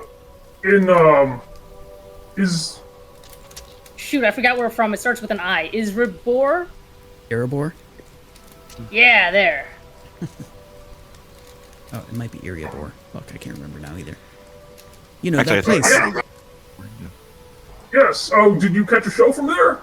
Yes, I did actually. I was traveling. Well, I don't remember. It was a while ago. I was traveling up there to sell some goods. I caught a fight there. I think I saw you fight. You did really well. Well, thank you very much. I didn't know we were gonna have someone famous. Hey, Throth, Shara, we've got a famous person here. And You hear like a couple other people like, oh my god, there's a friend this person now. Like then a couple other people come out and like they start shaking your hand and, oh well, what can we do for you? Is there anything you need? Oh, it was really nice to meet you all. I mean, we're passing through on our way to the Snakewood. We're hoping to trade for bedroll or tents, but I understand you guys might not have any to spare. But we would love a place to stay and take a bath and dinner. We'd pay it. We'd love to buy dinner, especially if it has potatoes included. Well, we don't have much potatoes here, but we do have a lot of meat. Sounds delicious. Fantastic. Oh, great. Well, we'll get you all set up. And you said you were looking for a tent and some bedrolls. How many more do you need? 1 tent and 1 bedroll. Nyxi, do you have a bedroll?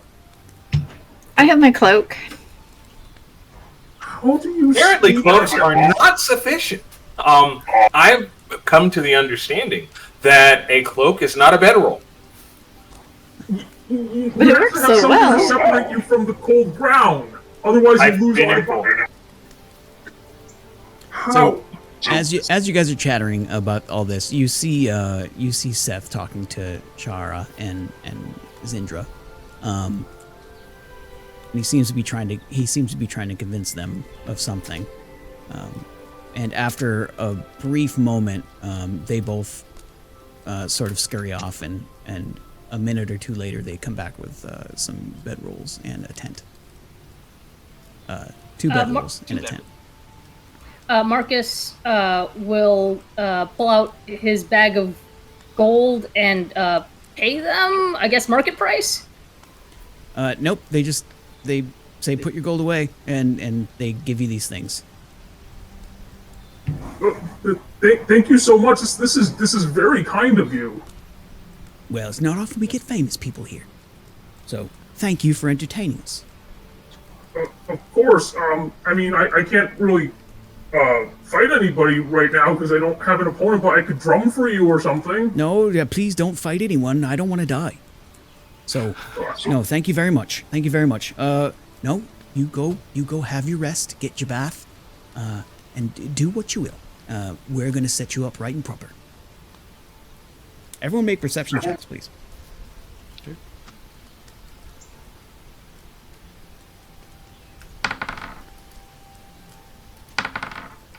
About 16. 8.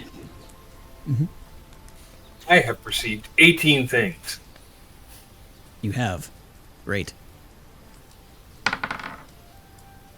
Wow, you guys are I have amazing. also perceived 18 things.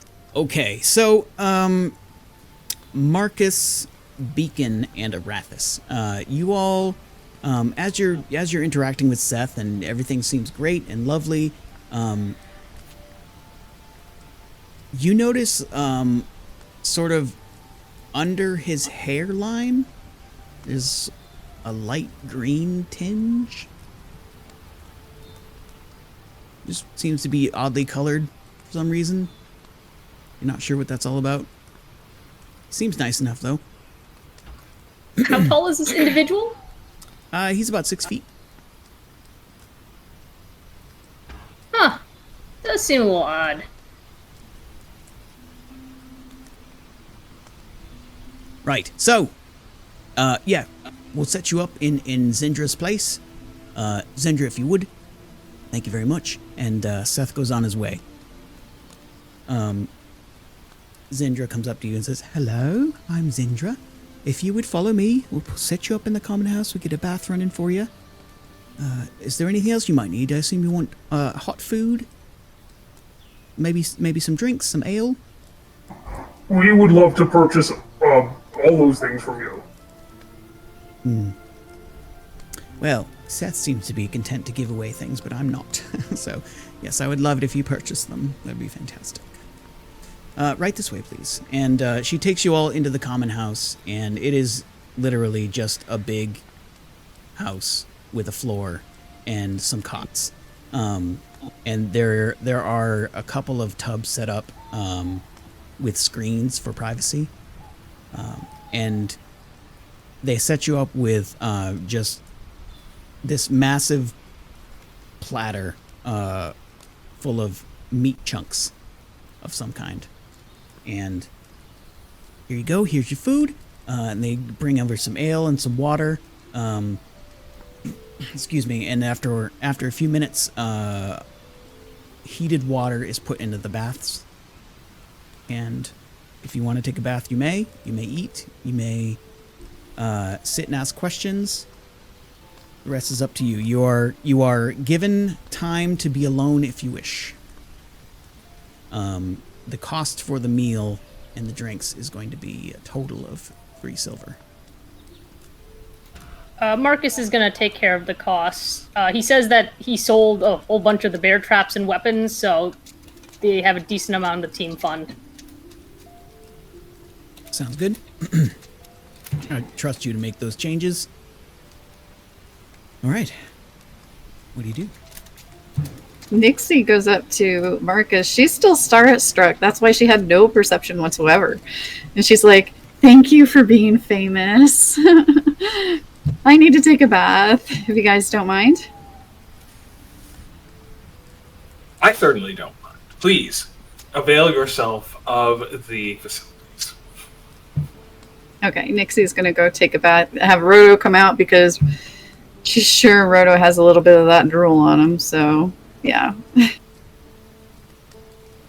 Okay, yeah, you get in the bath, and it was filled with larger folk in mind, but you're kind of used to that happening, and you actually enjoy being able to just sort of sink all the way into the bath without a problem, and it's delightful. It is absolutely delightful. Well heated, the water is clean, just very relaxing.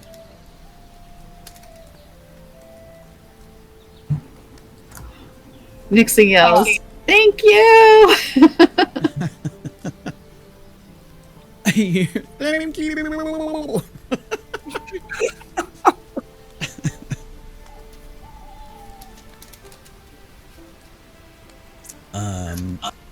Anything else going on while Nyxi's in the bath? Marcus is gonna feel compelled to like be out and like entertaining and like talking to people and all that good stuff since they're being so hospitable on his behalf. Mm-hmm. Okay. So you talk with Zindra, who is managing the place. She tells you that she's been, managing this place all of her life, and she's been here probably 30 years or so. They don't get very many travelers. It's actually quite boring, and she's really looking to hear stories from other folks. So she presses you for stories about things and sort of stares into your eyes and just seems very entertained and taken by the whole fact that someone famous is actually here. Yeah, Marcus will definitely tell stories, and he'll drum too if that's what people want. And I'm sure his friends will have questions, especially about the Snakewood that's nearby.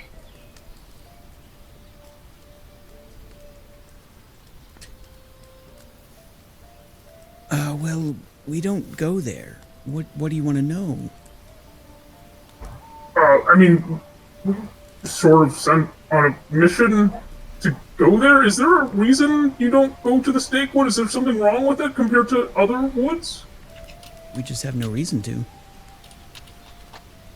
It's more than a day's travel south at this point, so there's no reason for us to go there. Yeah, that does seem kind of far on just a whim. Do you... you must have people who are on their way in or on the way out of the Snakewood stop by here, yes? No. Almost no one ever comes out of the Snakewood. But you've seen people go in? Let's see, the last time we had someone pass through here on their way to the Snakewood, probably 10 years ago? It's not a place you go to. It's not exactly a tourist location. That's fair. Do you recall what they wanted to do there? I have no idea. It was so long ago. Oh, that's fair. And Marcus will, if his friends don't have any questions and stuff, he'll, start telling stories and all that entertaining stuff. Mm-hmm. Make a perception check for me.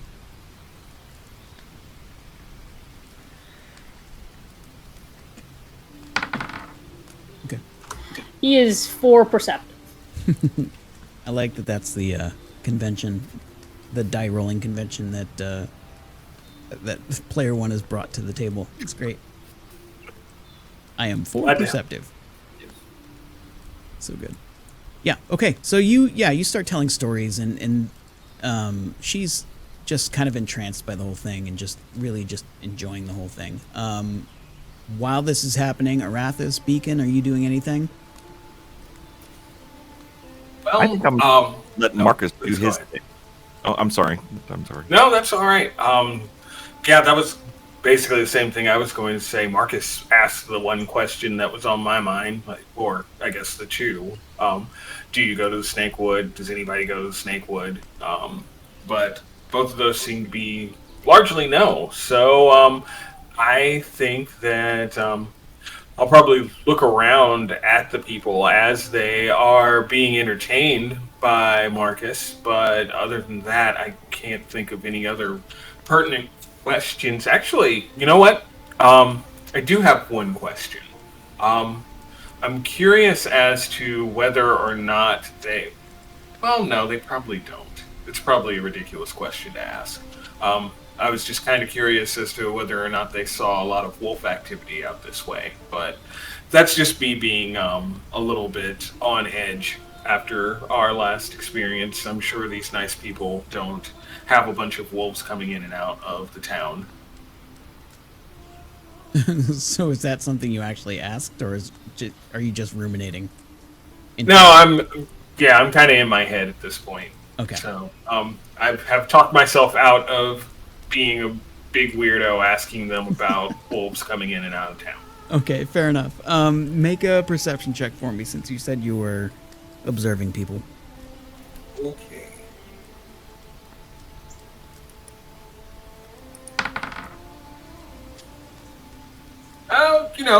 Kind of middling on the perception this time. I am 10 perceptive. Okay. You're sort of struck by how tall all of the people here are. They're all sort of tall and gangly and thin. It's just sort of weird. And maybe it's a product of the same gene pool being in the same place for so long. You don't know.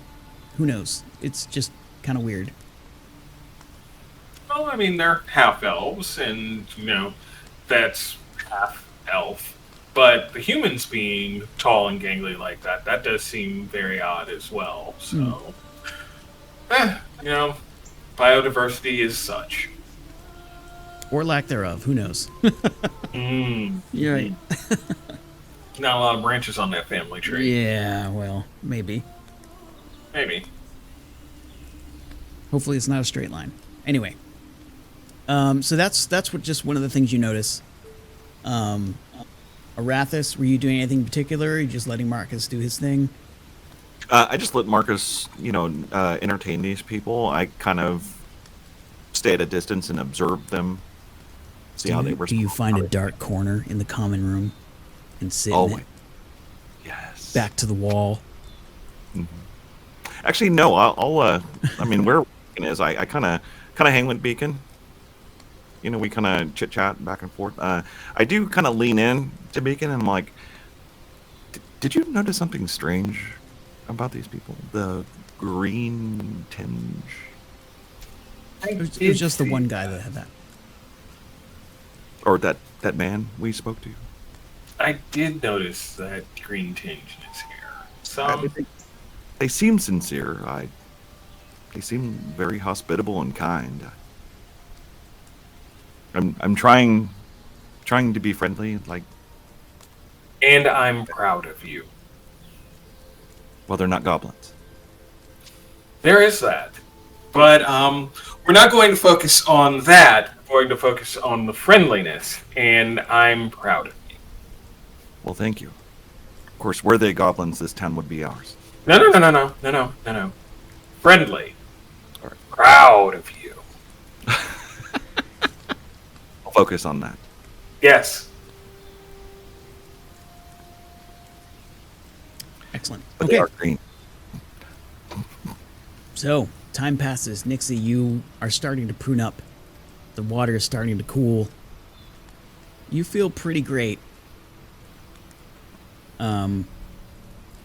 If you want more food, more meat can be delivered. It's only been like maybe a half an hour here in the common house. You know, obviously, Zendra will offer, you know, you can stay in these cots if you wish for the evening. Just sit back, relax, and have a good time. We are here for you.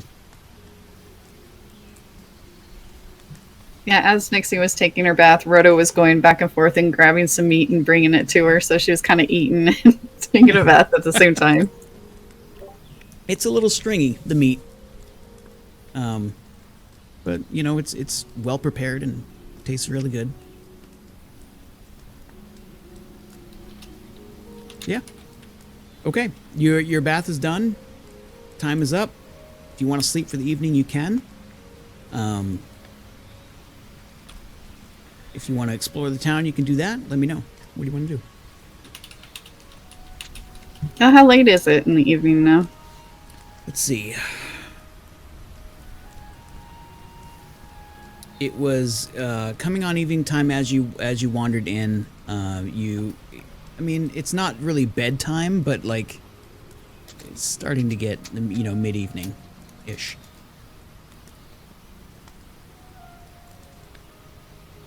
Like just after dinner. Oh, well, I don't know. I think Nyxi would want to peek outside and see what's going on after being refreshed. That's easy enough for you to do. So you step on outside the inn, or rather, not the inn, the common house here. It's just looks like a small, pleasant town in the evening. There's a couple torches lit here and there, just, you know, to keep things, you know, quote unquote secure.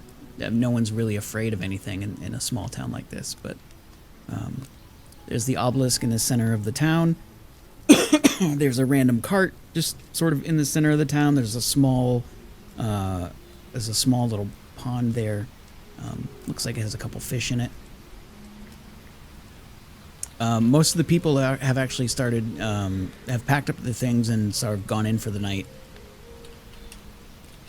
Few things you could look at. You could look at people's homes. You could look at the obelisk. You could check out the pond. What do you want to do? I kind of want to look at the obelisk, just to kind of walk around it and see if there's any markings or anything on it. Okay, you do. And it looks like there are snake markings on it, like pictures of snakes, and there's no writing. It's just sort of it seems to be reverent of some sort of snake being.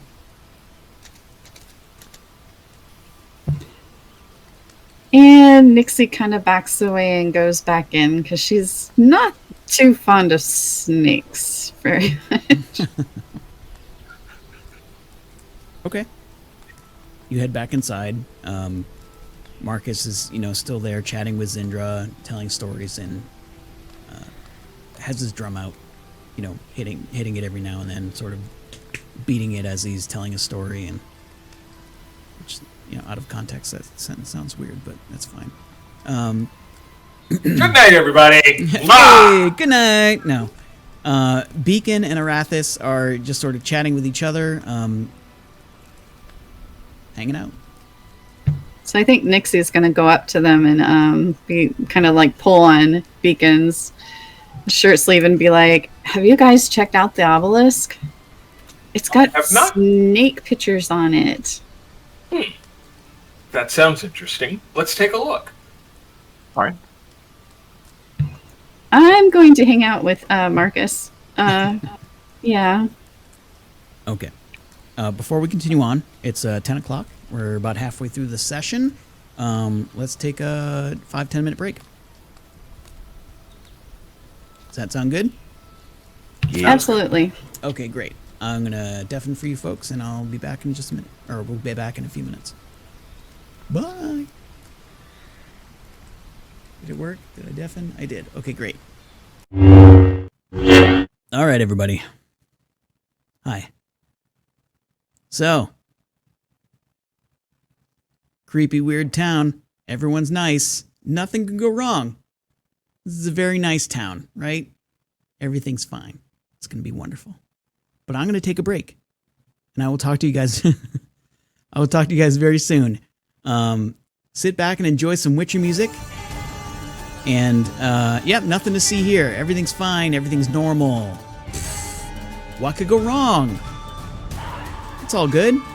Yeah, I'm going to take a break, and we'll be back in a few minutes. I'll see you at about 10:10, I believe. 10:10 Eastern. What time is it where you are? I don't know what I'm saying. I'll be back. Talk to you soon.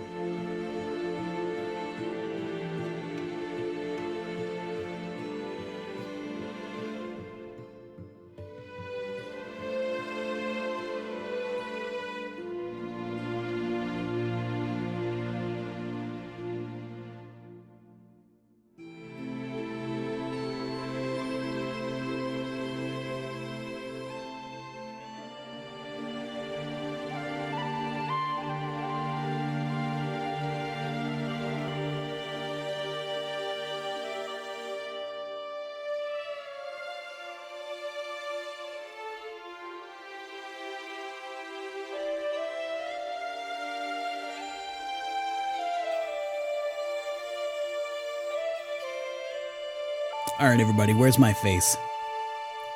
Where the hell is my damn face? There it is. Hi. This is a face. I have one. Face! How's everybody doing tonight? I hope you're having fun. This feels like one of the slower episodes for me, but that's all right. That's all right. Sometimes these episodes are a little slow. Things might get spicy pretty soon. Who knows? Who knows? All right. We're going to jump back in. Thank you all for being here. Thank you for all of the bits that we've received. I think it was around 250. Let me check that. Yeah, 250 bits. Thank you so much for all those bits, guys. That's really fucking awesome. As a reminder, those bits go toward Destiny points for the players. So, if you want to donate to that or contribute to that, that'd be awesome. If not, that's cool too. It's not a pressure thing. Ooh, bad taco raid. That's what you get for trying to steal my shit. I'm just kidding. Please steal it. Cool. Okay. You bastard. Yeah, that's me. That's me. You know my lineage, right? Anyway, that said, let's get back into it. Here we go. I'm gonna do the thing, and we're on deafening, and we're switching, and we're pausing. And stuff is happening. All right, BK is missing. That's all right. I believe where we left off was some of you folks were about to step outside and go check out the obelisk. Yes. Okay, great. So as you're stepping out the door, he's just really in character. Gloom stalkering. You step out the door and you can feel sorry for my voice here. You can feel light rain hitting your skin. And you hear the crash of lightning. Not so distant now.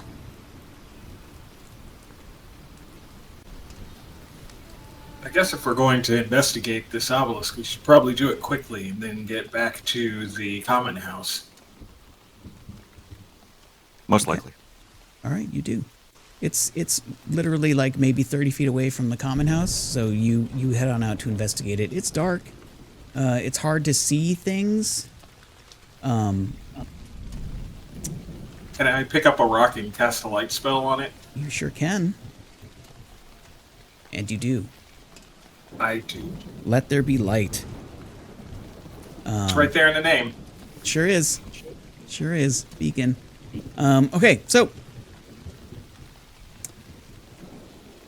the thunder and rain starts to become a bit more steady, and you are staring at this obelisk. It is covered with snake carvings, all sorts of different snakes doing snake things. It seems to be reverent of snakes. It doesn't seem to be to a deity that you can recognize. It's really well crafted. It's very, very old. And it's obviously very well maintained. Like, there's no mold on it. There's no bits of dirt in the crevices, you know. Looks like they really take care of this obelisk.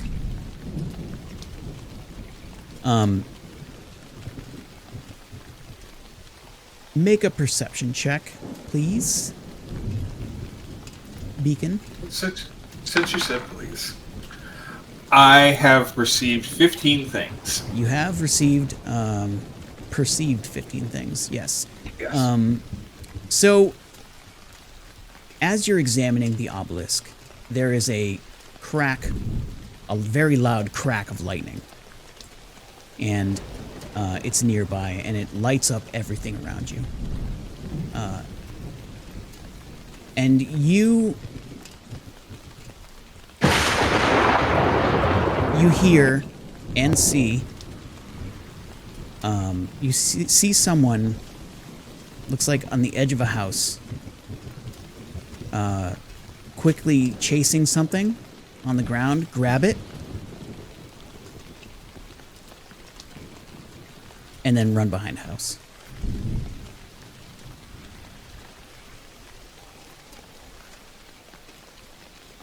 Interesting. Is there a way that I could see, or is there a way I could maneuver myself behind the house that isn't, like, weird and threatening? You could try with a stealth check. You're not being stealthy, but you're just trying to seem unobtrusive or non-threatening. Yes, that's me. Unobtrusive and non-threatening.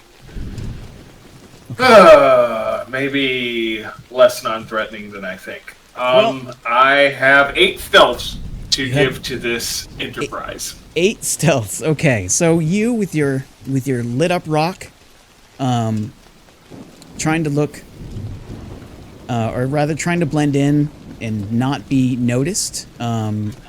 You actually see, when you come around the house, you see a man. You can't tell who it is, but they have what looks like a rat dangled above their head, and their mouth is wide open. But they see you, and they throw the rat to the ground and then scurry away. Sorry, didn't mean to disturb your dinner? No, they're gone. They ran. Right. Huh. Interesting. Well, I guess I'll go back to the obelisk and ask Arathis what he makes of all of this. What do you make out of all of this, Arathis?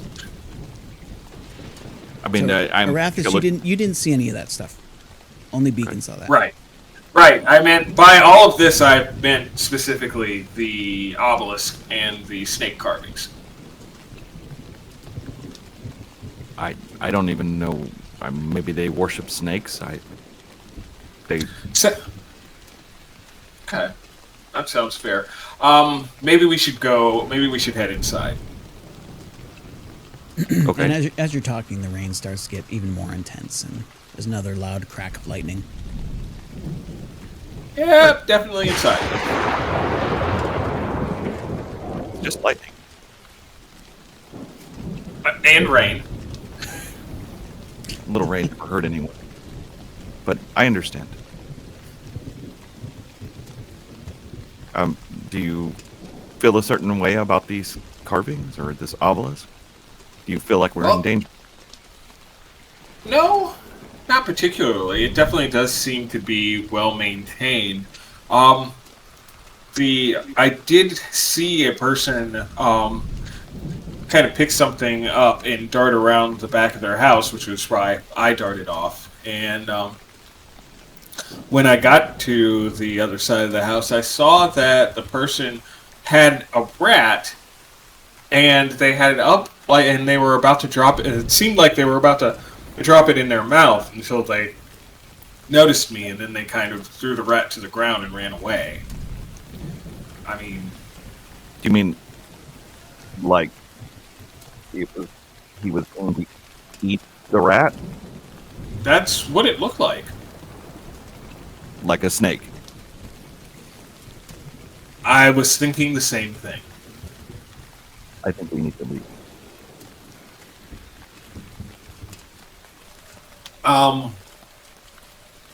Well, I understand. That is a little disturbing.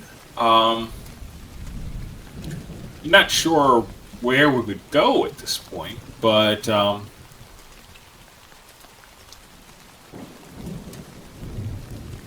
at the very least, we need to get back to the common house and gather and consult with Marcus and Nyxi.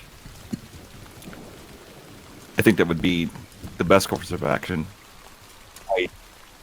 This is definitely strange. These people are very kind, but what if it's them lulling us into confidence? They plan to kill us or eat us. Well, we're not rats. But still, I understand your apprehension, and it is disturbing if people are hiding their true nature from us. I feel that's either out of embarrassment or... So as you're moving around and moving slowly back toward the common house, you're taking another look around the village. You see like traps, rat traps, all over the place. All right, I'm putting two and two together, and I'm like, and as we go into the common area, and I see Nyxi eating. Kind of slide over to her and go, Are you sure you want to tell her? That particular thing that you're about to tell her? You don't think it's something she needs to know? I'm not sure how useful that information will be to her versus how disturbing it will be to her. You feel like she would act brashly, or? No, not necessarily that she would act brashly, but that right now she doesn't feel bad about the thing that she's eating, and I wonder if telling her what it was, and I'm trying to do this out of Nyxi's earshot. I wonder if telling her what it was will cause undue distress. So I assume this conversation is sort of happening in the common room door as Arathis was about to go and Beacon sort of grabbed you by the arm. Right. Okay. And probably quieter than I am, projecting into my microphone so that I can be heard by the fine, intelligent, and wonderful people watching the stream. They are that. All of them. As I'm trying to learn, I mean, I would yield to that information. If you feel that it would harm her in some way, I wouldn't want to do that. Perhaps not harm, but perhaps cause undue disturbance to her countenance. However, the rest of the information, aside from our suspicions of what it is that may largely constitute the meal that we shared, would probably be useful information for her. Rage, my knowledge of animals, I mean, would I find rodent would be horrible to digest for us? No, it's fine. It's fine. You cook it. All right. Many people have survived on rat diets. I mean, this is obviously prepared meal, so All right. I won't tell her anything then. I'm not fond of eating rat. I'm not too terribly enthused about it myself. It can't be much different from rabbit, though. That's a fair point, and I would certainly lean to your expertise in that matter. But what I know of rats, they usually eat everything, if you know what I mean. Anything. I'm not sure I do, but again, you're the ranger. Carrion.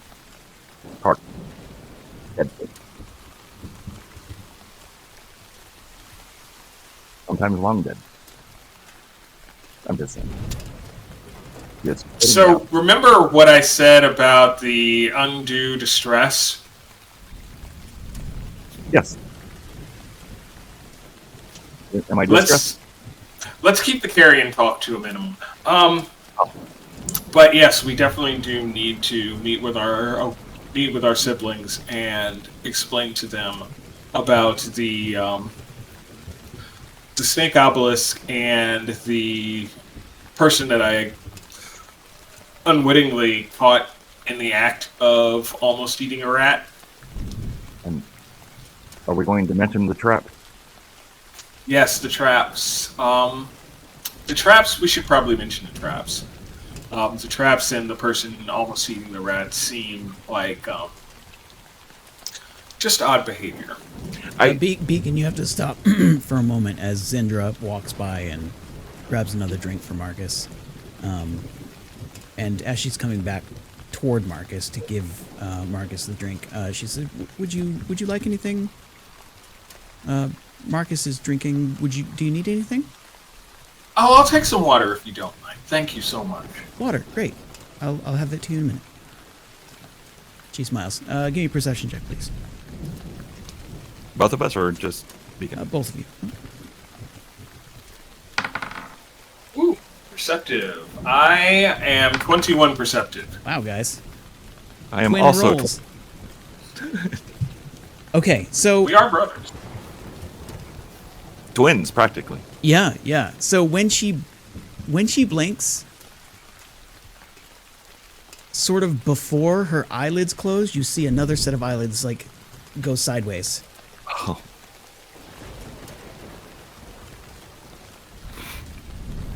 And she says, "Great. I'll be back in just a minute." And she brings Marcus the drink and then shuffles off to get water. She brings 2 waters, one for each of you. I kind of look at Beacon's face when I see this, and I'm like, to see if there's any kind of acknowledgement there. That's all what I saw. I'm just gonna look at him out of the corner of my eye. I'm not going to like go golly or anything like that. I'm just like, Holy shit, she's a fucking snake! Did you see that? I mean, it's going to be like just a very, very curt look. I mean, it's just, it's not something like, oh my gosh, bro. But, I'm just going to kind of like glance over at him and see if, that kind of perception comes to. Give me a second. I'm going to roll a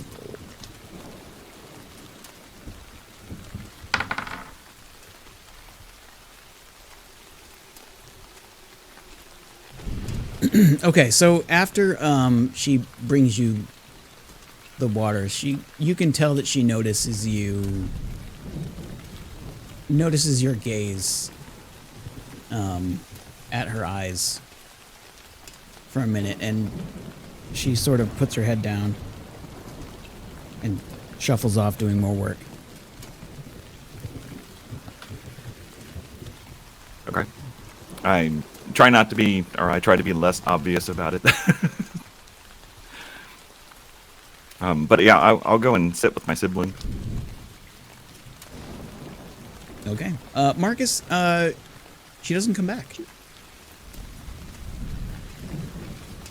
Was she like the main person Marcus was telling stories to, or does he kind of have like a small crowd at this point? So there really is not enough people in this town to be a crowd. So it was mostly just Zendra. It's literally like maybe 8 to 10 people total that live here. Huh. Marcus will get up and kind of walk around and probably notice his brother is standing there. Mm-hmm, you do. Actually, I think Arathis and Beacon had gone to sit with Nyxi. Mm-hmm. Yeah. Were they in line of sight for that, or is that a different room? No, it's all the same room. It's one big common room. Oh, okay. Marcus is gonna go hang out with them then. Yep, you do. They look a little on edge. Is everything okay, guys? so, here's the thing. And it's too early to really know exactly what this means. But I'm starting to suspect that our very kind, very hospitable hosts may be some sort of snake people. Which sounds really, really odd when I say it out loud, which is why I'm saying it quietly. But there is an obelisk in the middle of town that Nyxi you saw that has snake etchings all over it. Yes, Roto saw it too. And No, that was actually a rat scurrying across the floor.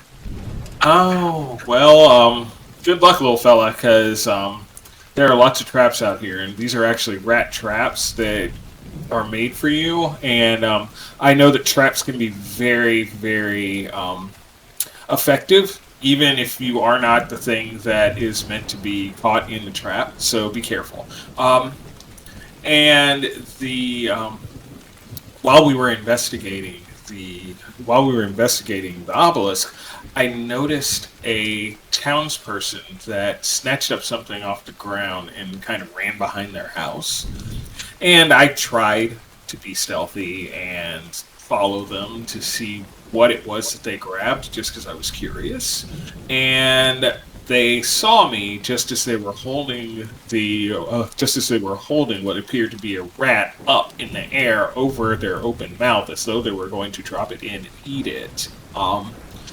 Now, I don't want to cast aspersions or draw conclusions or make judgments just based on the fact that this person ate a rat, but there also seem to be an awful lot of rat traps around town, and our lovely, very kind, very gracious hostess appears to have a second set of eyelids.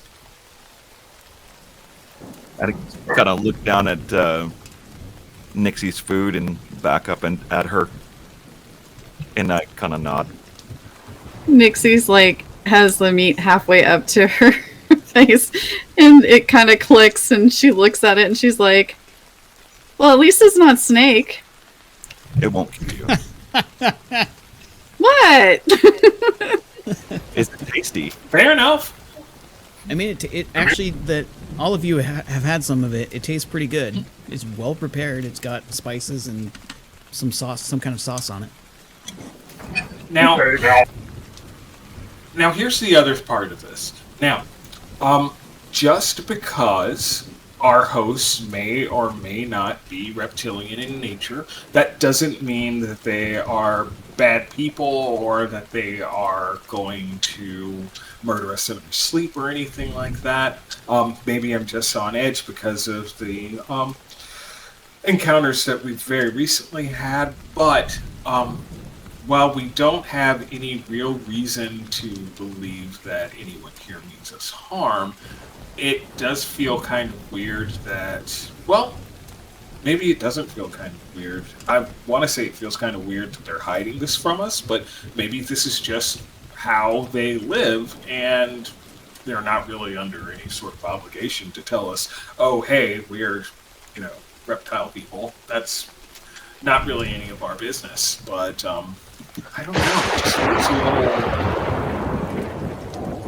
Yeah, okay, Yeah. So that's not really the issue. It's just, we asked them about the Snakewood, and and there's oh, we don't go there really, because, that, and we don't know anything about the Snakewood. I'm like, okay, so a village of people who might be part snake know nothing about this place that's a day away called Snakewood. That's a little weird, right? It does seem a little weird. Especially, even if they aren't part snake, they have an obelisk with snakes, right over there, and again, Snakewood over there, no coincidence whatsoever. Perhaps we should just speak with them about this. And just complain. Seems kind of rude. That's the thing. How do you bring this up in polite conversation? I'm sorry, but I happen to notice your second set of eyelids. And She hasn't come back over since we did notice her second of violence. Maybe this is a sensitive topic in town. Right? Like, I just feel like maybe we should just go to bed and have 2 people on watch, hope that everyone is just nice and just, very don't want to tell people, like, hey, we're Park Snake, because, people are mean.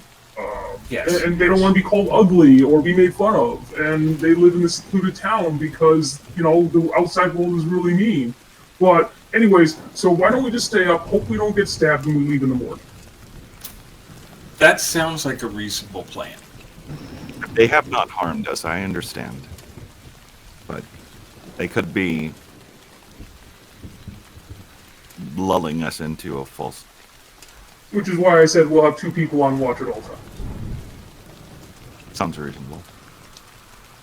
I was gonna suggest that I send Roto out, and then she jumps to the thunder and looks down at Roto, who has the furrowed ferret brow, and she's like, "But I don't think I'll send him out in the rain." Or to get put in a rat trap. Right. Even the most experienced of trackers can fall victim to traps. Exactly. That hurts my feelings, Beacon.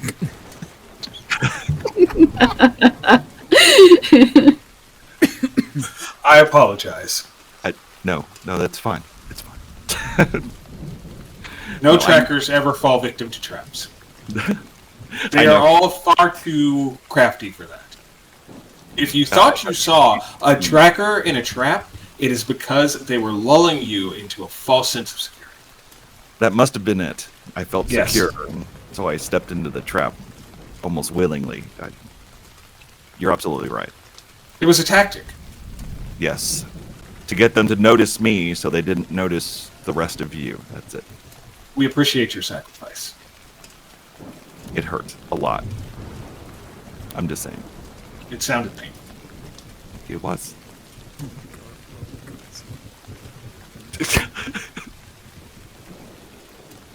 All right. Well, I don't think I should talk to them. I think I will leave that to you. I think that it would be best that that we do take watches as Marcus suggested. Oh, I thought we weren't going to talk to them at all because it seems rude and we're just going to pretend this never happened, stay up, and then leave in the morning very polite. I mean, they have been polite to us, and I don't feel threatened by anything other than the fact that they feel the need to hide their nature from us, which I find deceptive. Sure, but we don't know the reason why, and I don't think confronting them about this is a wise decision. I could be wrong, but I feel like bringing it up directly is a bad choice. I agree. Now, Beacon has made me see this reason. Of course, we could always go with the goblins with fireballs solution as well. I don't understand how this is similar at all. It was an attempt at humor. I'm sorry, Marcus. Oh, it's okay. I'm glad you got a good bath though, Nyxi. It was a nice bath. It's still raining outside if you'd like to take another. No. In fact, it's getting a lot worse. Well, not worse, but the rain is more powerful than it was before. Like it's like a full-on torrent of rain now. Let's just go to our rooms. I'm sorry, go ahead.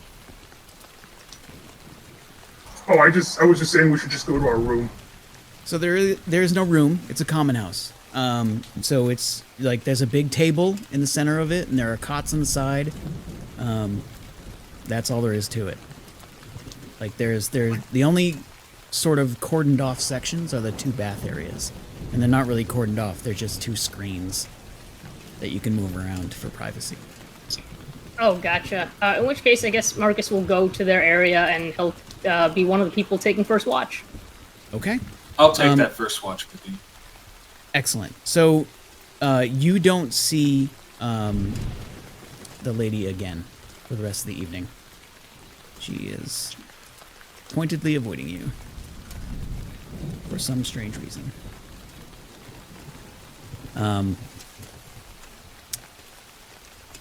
Is she going off to talk to other people, or like looking at us whispering, or is she You sort of just lost track of her. staying She's just not around anymore.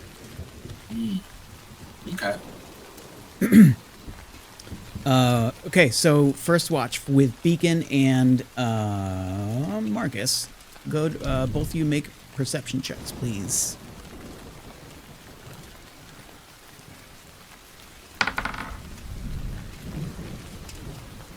I am 19 perceptive. 19 perceptive. And the juxtaposition, 9 perceptive. Excellent. So, you, Beacon, with the rain, you think that the sounds of rodents that you hear are rats coming in from the storm, trying to stay out of the rain. You think you see someone in the shadows moving around in the common house. It looks like Zendra, but doesn't look offensive or anything. But she's like, looks like she's gathering things up. Probably rats. Yep, it's definitely rats. Yep, that's 2, 3, 4 rats now. Well, I will leave her to rat gather. Mm-hmm. Okay. Other than that, your watch passes by uneventfully. Time for you to wake some other people up. Okay, so I will gently nudge Arathis and ask him to get up and do the watching. Okay. I'll get it. I'll take a watch. And we'll also gently nudge Nyxi.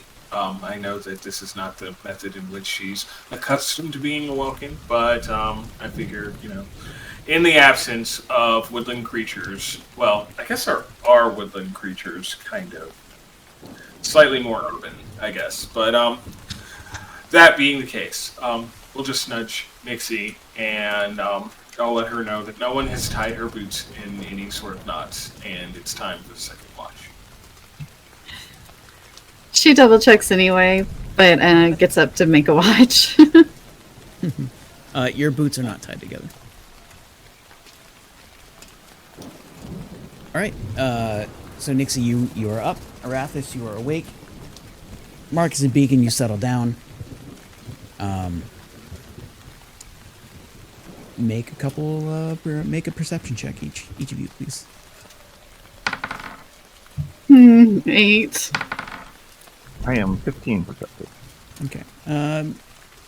Nyxi, you don't really hear anything, but you think maybe like maybe I'm not hearing anything on purpose.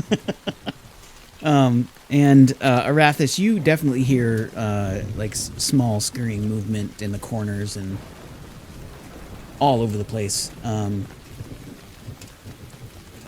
of it is hostile. None of it is coming near you, but there's a lot of small animal movement in the area. Okay. I mean, if I feel like we're not threatened, I won't alert anyone. Yeah, you don't feel threatened at all. Yeah, I'll just listen. Okay. Your watches pass by uneventfully. And the storm rages on through the night and into the morning. You check outside every now and then and you see the sky starting to lighten a bit. Still overcast and still raining really hard.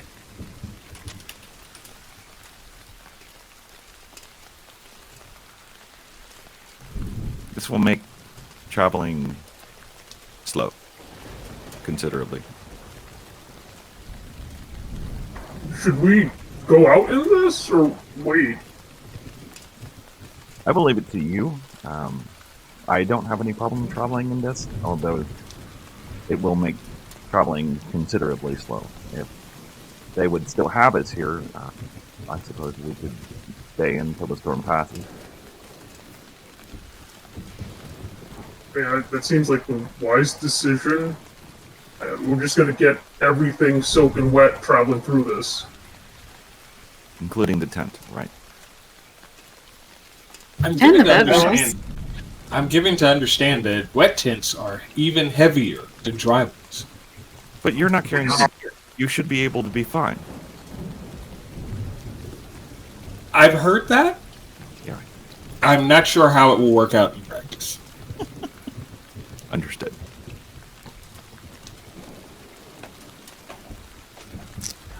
So what I'm hearing is that you want, when we return to the temple, is for Dorn to do more training with you.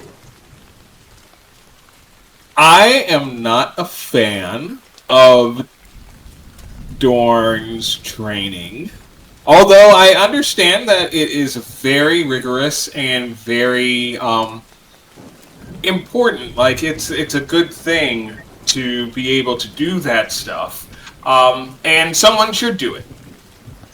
I'm hearing that Dorn should help you work on your wall squats. I don't understand who is telling you that. I don't hear that at all. I'm translating it from your words. So you're saying that you're finding hidden meaning in these words that I have hidden no meaning in. Well, it's what you're not telling me that tells me you need this. Huh. That actually makes sense, Marcus. Thank you. It was about time I got my wisdom to catch on. Arathis, you do not need to encourage him in this particular vein of theory. No, that's not necessary. No. Physical fitness is not a bad thing. I mean, Dorn could. I Keeps your understand. mind sharp. He does smell like garlic when we fight. It's that's not terrible, but it's. I believe he's sweating out the garlic that he eats. But anyways, physical fitness keeps your mind sharp, and I know that you very much value your sharp wit. He exercises his mind, Marcus. But you need to exercise your body too. Well, we could benefit from book learning as well, I believe. I mean, we talk to them about the things that they learn all the time. Do they take interest in the things that we do? I have repeatedly deferred to each of you for your specific and very, very expert opinions and, your ability to do these things that I don't do, that I can't do, because they are the things that you do. And you do them so well. You guys do realize that Beacon did walk all this way, so he is in shape. Oh, so he's making up the fact he can't carry things. Thank you, Nyxi. Not quite what I meant, but okay. I think we should leave Deacon as he is. He's I mean, he has contributed to keeping us alive thus far as well. So. I appreciate your magnanimity. Thank you so much. You're still carrying the tent. I am aware of that. Leave Beacon alone!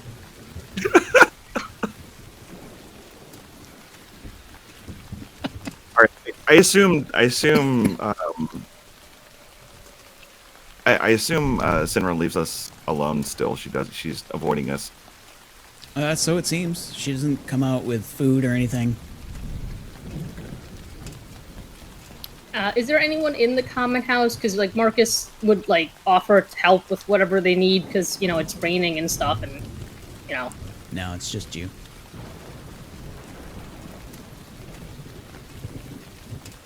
I gotta say, this is definitely the weirdest I don't know. This has never happened to me the last time when I went adventuring and stuff.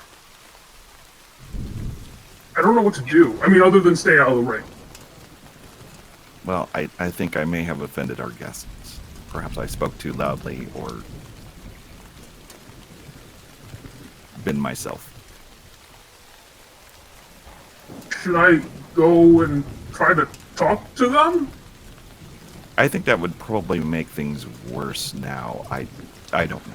I will, if they leave us, or when we leave here and we're not injured or threatened, I will compensate them.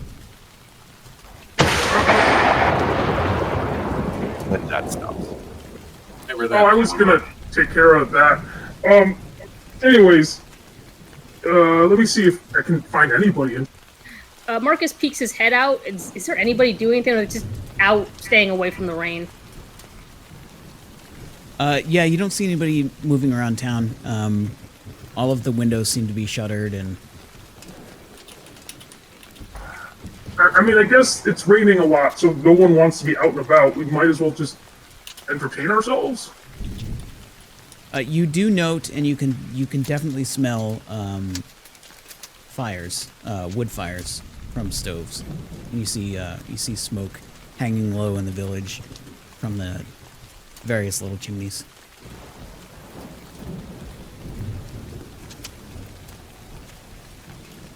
Marcus will attempt to tend the fire in the common house with his opposable thumbs.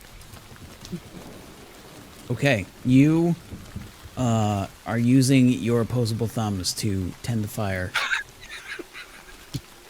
and there's actually plenty of wood in the place, so you can stay inside as long as you like, at least a couple days worth.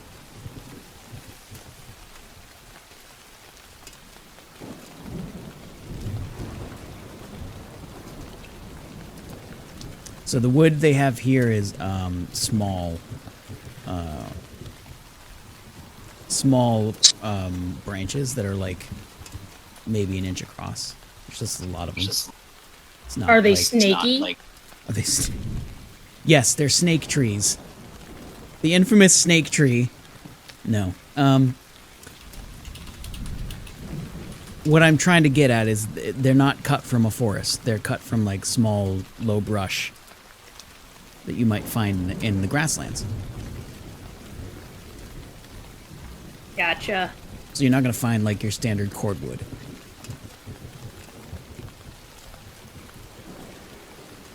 I guess so. Marcus will make do with that, and I guess, while they're out of subjects to talk about, he's going to go on about how if you lay on bare ground without a barrier between you, the ground is going to sap out all of your body heat. You're not going to get the rest that you want.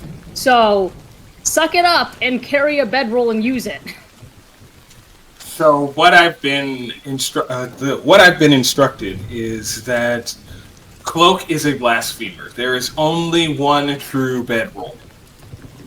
I mean, your cloak is great for traveling and as a second blanket, but like when I went adventuring a couple of years ago, and being well supplied is more important than like having the lightest pack, because you're on the road a lot, and you don't want to sleep on cold, hard, bare ground all the time. You'll be tired, and then you'll get ambushed because you're tired. He's not wrong. Wait, you were the one saying, "Oh, I need to pack super light as possible. No bedroll for me." I didn't say bedroll. I said no tent. But I have my cloak. Me as well. Okay, well, I'm glad you at least have a bedroll.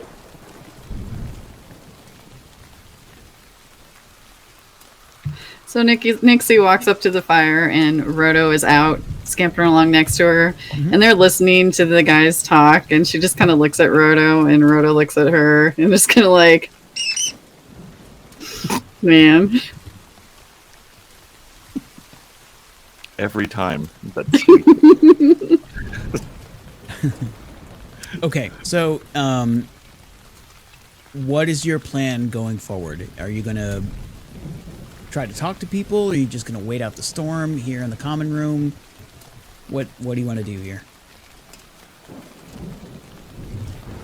I think they were so nice to us, really. I mean, they were no threat and they gave us stuff. And Marcus is famous. I think we should just hang out and not bother him. I agree with that. I think that's a fair plan. Okay. Yeah, I mean, it stands to reason that it's raining pretty hard, so nobody really wants to go outside if they can help it. That makes sense. All right. So you wait. Marcus is famous. Marcus is a famous professional gladiator. Talking to someone in chat. So yeah, you wait out another whole day, and you don't leave the common house other than to relieve yourselves, and you don't see anyone at all. You're being left completely alone. When evening comes, the rain stops, and eventually you go to sleep. You take watches. Nothing happens during those watches, and then it's morning. You still have not seen a single person.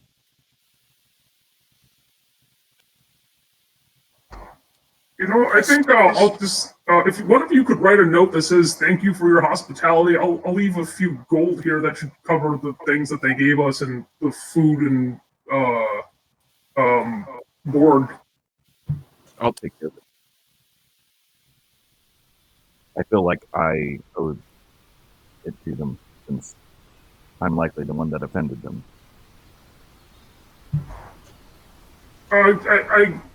I wouldn't worry about it. It's money from our fund anyways. Remember, it's basically money from you because it's Bear Trap selling money. Ouch. Okay.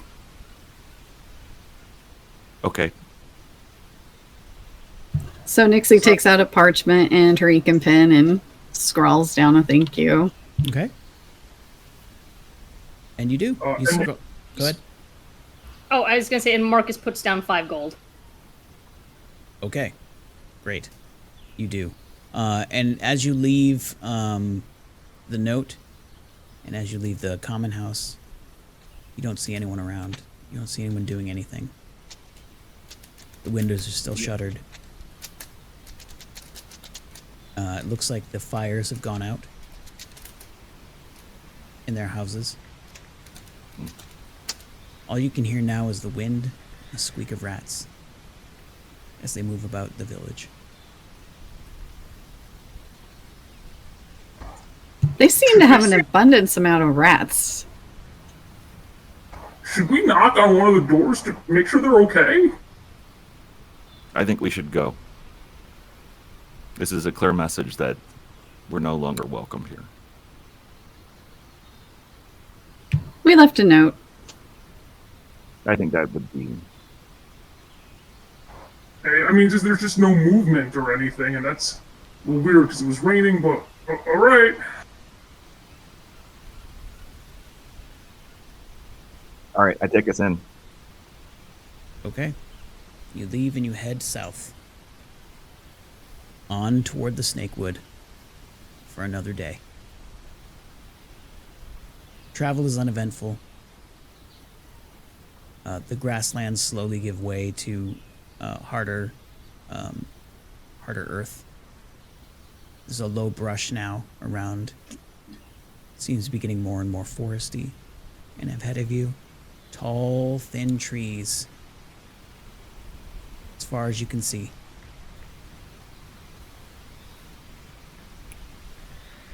And after, we're going to skip the night's rest. After a day and a half of travel, you enter the Snakewood. And as you enter the Snakewood, all of the sounds of the grasslands are gone. And it's this strange, muted silence.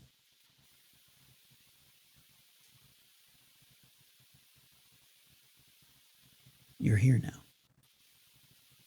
What are you looking for? What do you do?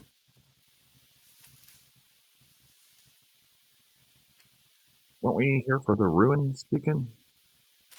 Yes, we are here to investigate the ruins. Okay. Is there a pronounced path here, Ridge? No, not at all. You are in thick forest at this point.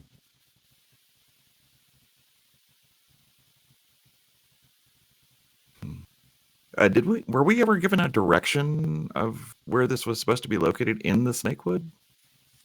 No. They didn't know.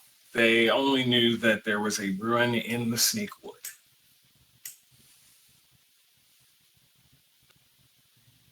We don't even have a map, do we? You have a map of Farron, but it's not going to show you a specific place. Where we would enter from, yeah, right. There's no like you are here. Right.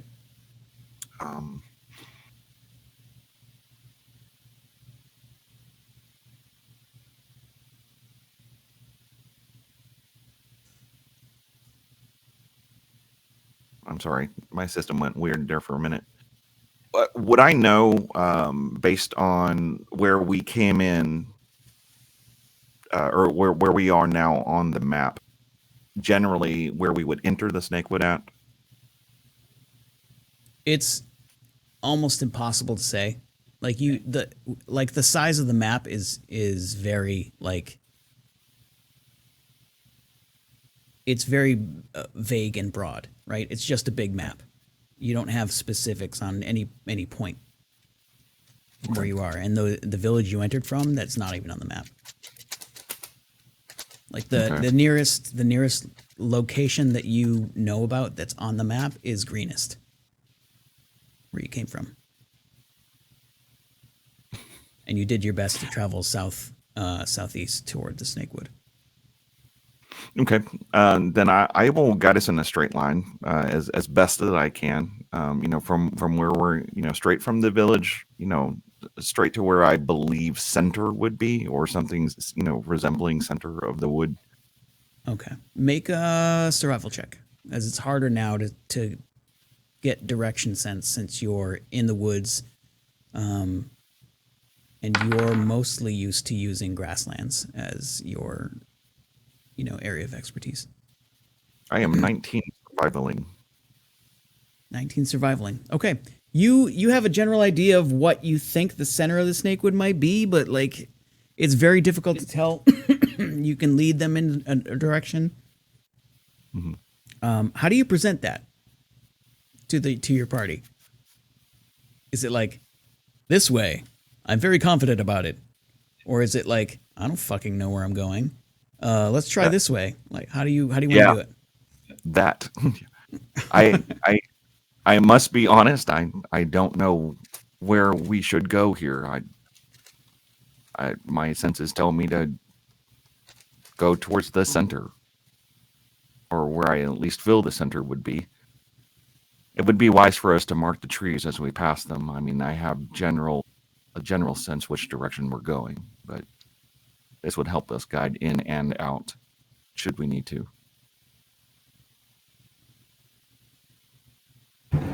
So Nyxi is going to take out Rodo and have him scout sort of on to the right or left of us as Arathis is concentrating on going forward, just in case there's something we need to know about. Okay. Rodo starts scurrying about. Give me as you're traveling toward what you think is the center of the Snakewood, give me a perception check from Rodo. 18. Okay.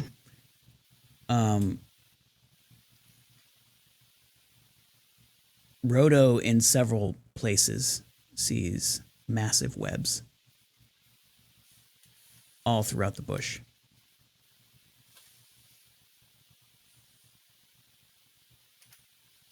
Some of the webs actually have snakes in them, dead snakes wrapped up in webbing. And these aren't small snakes.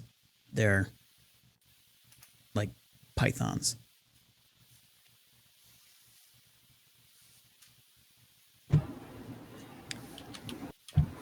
I don't like the looks of this. On top of that, Roto also sees snakes in the trees. A lot of snake holes in the ground. He avoids them all because he saw them. And he comes back to you with that information. Okay, everyone. I think there's probably giant spiders around there. There's got to be. Roto saw great big spider webs with huge snakes in them. Snakes in the trees, in the ground. And I don't like snakes. Okay, you started by sounding really alarmed about the spiders, and now you're on the snakes that got captured by the spiders. I still think spiders are scarier at this point, by the way the food chain is aligned. When the snakes fall from the trees on us, you might think differently. I'm sorry, Arathis, you were saying? Oh no, I was actually saying the same thing you were. Okay, well, we'll see who eats us first and who, and I will agree that is more terrifying. Well, this is part of the adventure. So Roto hops back in her pack, a little bit disturbed by what he saw. Okay. So, here's what we're going to do.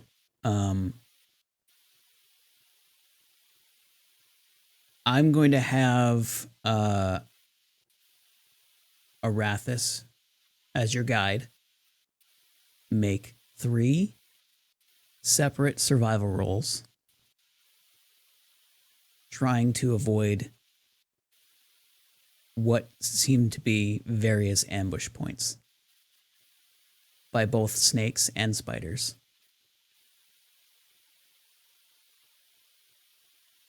Shall I commence? Make 1. Okay. 16. I am 16. You survived 16 times. Well done. All right. So, as you're traveling through the woods, you are looking around and you look up and you see above you, underneath a large tree with broad branches, all of those branches have spider webs all through the whole thing. And you're like, stop. Let's not go under that. Okay. And so you find a way around. And then you travel for another hour or so, avoiding various things. Make another roll. All right. 23 survival. 23. Excellent. Excellent. You come upon another trap, but this one's on the ground. You see what looks like a pile of fallen leaves and brush. But underneath it, you see webs all over. Oof. And you're certain that if you were to step in that, you would fall into it or something would pop out of it. So you avoid that too. Beacon. The shaking of your head. It's like, no. So bad. All right. Make another roll. All right. And 20. Damn you, man. All right. So cool. You're avoiding everything, you bastard. So you are traveling for another hour and you go to put your hand on what looks like a large vine. You're like, no, wait, that's not a vine at all. It is actually a massive snake that is like the thickness of twice your arms. Oof. And you step away from that and say, watch out for these. It's like a green, brown, thick, scaly skin. Hey, Starcross Mage, thank you for the 500 bits, man. Or 550. That's awesome. Cool. Okay, so you have traveled to what appears to be, or at least your guess, is the center of the Snakewood. And in the center of the Snakewood, you find a massive tree, like an oak tree, probably 6 feet thick. Wow. Yeah. It stands tall and above the forest.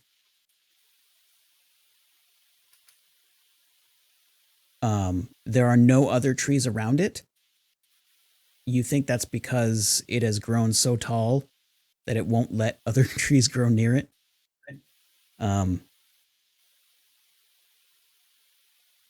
It seems to be a peaceful place. Nothing strange or out of the ordinary jumps out at you. What do you do here? Huh. I examined the tree a lot closer. Okay, you do.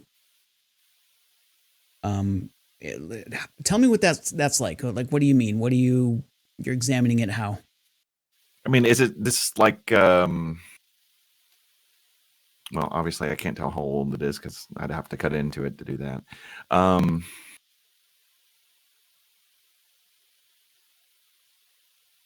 Does this seem to be like the oldest tree, like the tallest in the entire forest? That would be your guess. Yeah, I'm wondering why. I mean, are there any inhabitants, like the spider webs, any webbing or snakes around this particular tree, or? No. You look and you don't see any spider webs. But you know that this tree is old.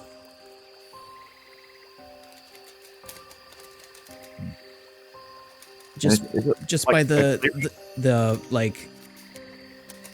way the bark of it is gnarled, it has, moss, like old moss growing over it. No, it's not disgusting. It's actually quite normal. I saw your face. It was the Bonnie Tyler reference. All right. What time of day is this? I mean, would it be close to?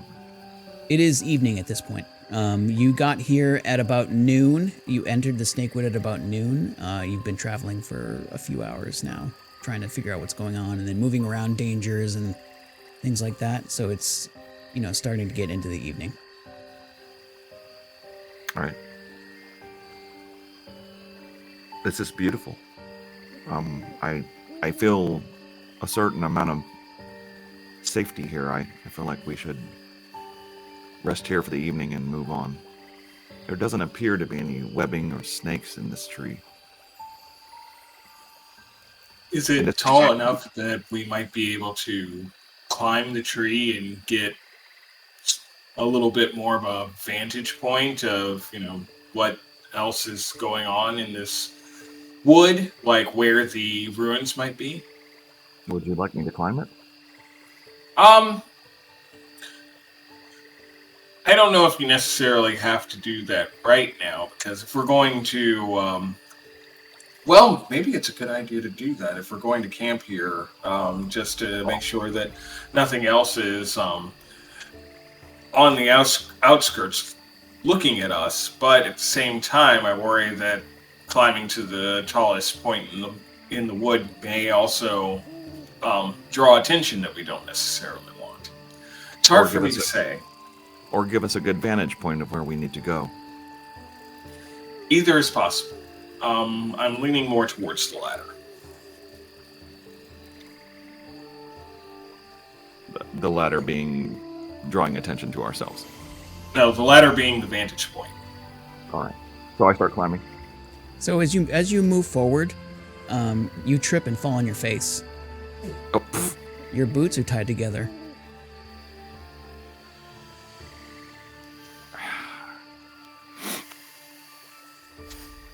Oops. I'll undo them. How could such a thing have happened? I don't know, Nyxi. I didn't do anything. Truly, you Rhoda's have been right here. There's didn't something say strange. Rodo. Oh, Rodo has opposable thumbs. Very strange. I undo my bootstraps, lace them back up, and I start climbing. Okay.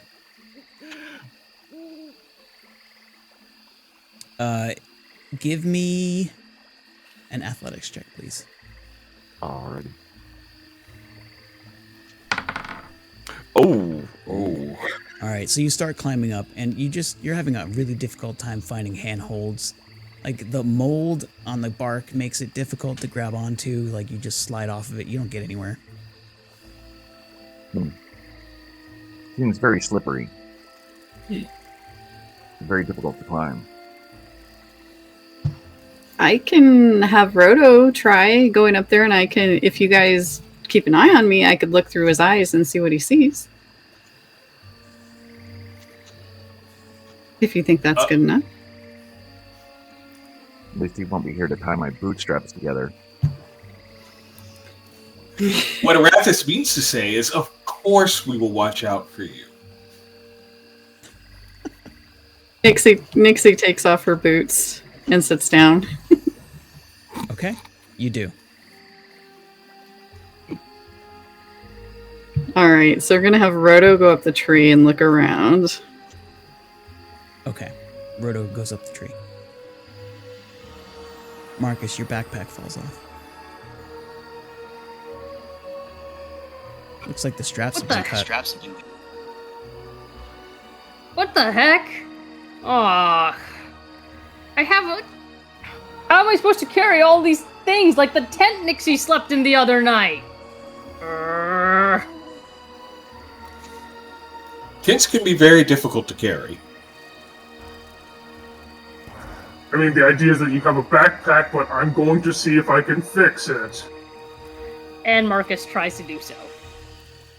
You can fix it. You could tie it in a knot that's strong enough to hold. It's not very comfortable, but you can definitely do it.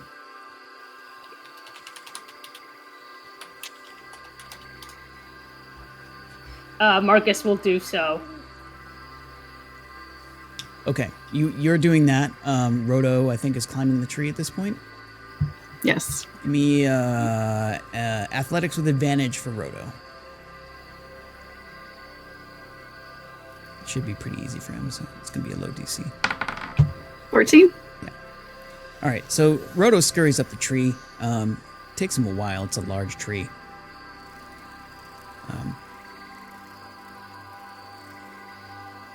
Beacon, an acorn drops in your head.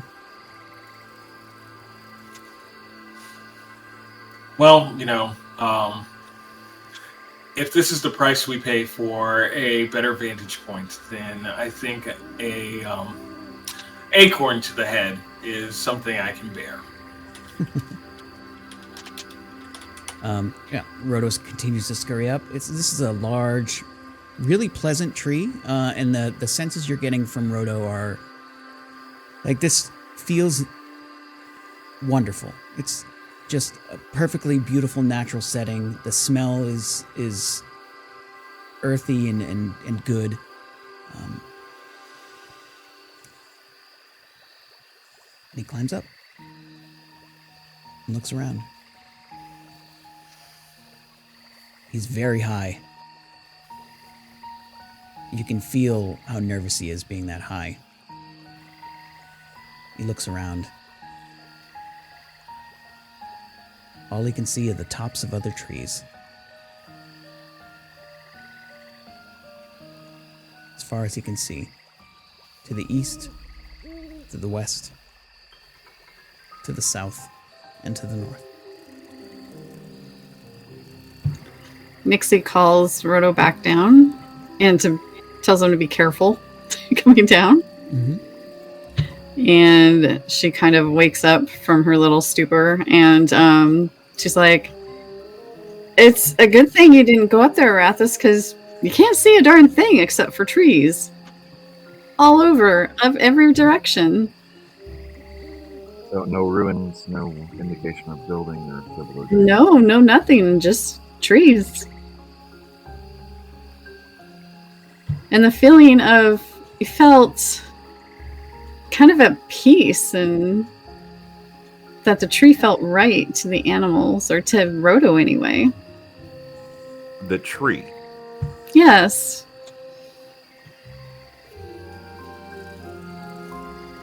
Like it was soothing. Well, that's definitely not the shadow nexus that we're looking for. But perhaps it'll be good for us to make camp here. So, Does it not seem strange to you that there are no webbing or snakes around this particular tree? very much so. And that is why I am going to take this tent off of my back and set it up here. So Beacon starts fumbling with the tent to try to set it up. I'm going to watch this take place. And Nyxi looks over at Marcus. What happened to your backpack? I don't know what could have possibly happened to my backpack. Maybe I should help Beacon with the tent and attempt to read these instructions. Yep, I'm so good at reading, and I will read them to Beacon. There are instructions? So Beacon, you pull out your tent, and it looks like the spikes are missing.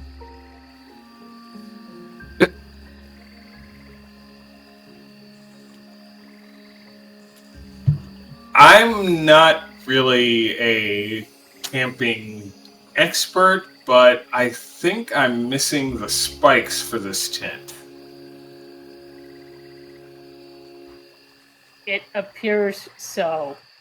Did Roto make it to the top of the tree, by the way? Because I wonder how much further you could go. Yeah, Roto made it all the way to the top. And it was pretty scary up there for him. That. Weird. Wait. Your backpack was in the spikes and the shoelaces? I didn't do any of that, guys. Who said anything about shoelaces? Arathis. He fell on his face. Before I decided to send Roto up.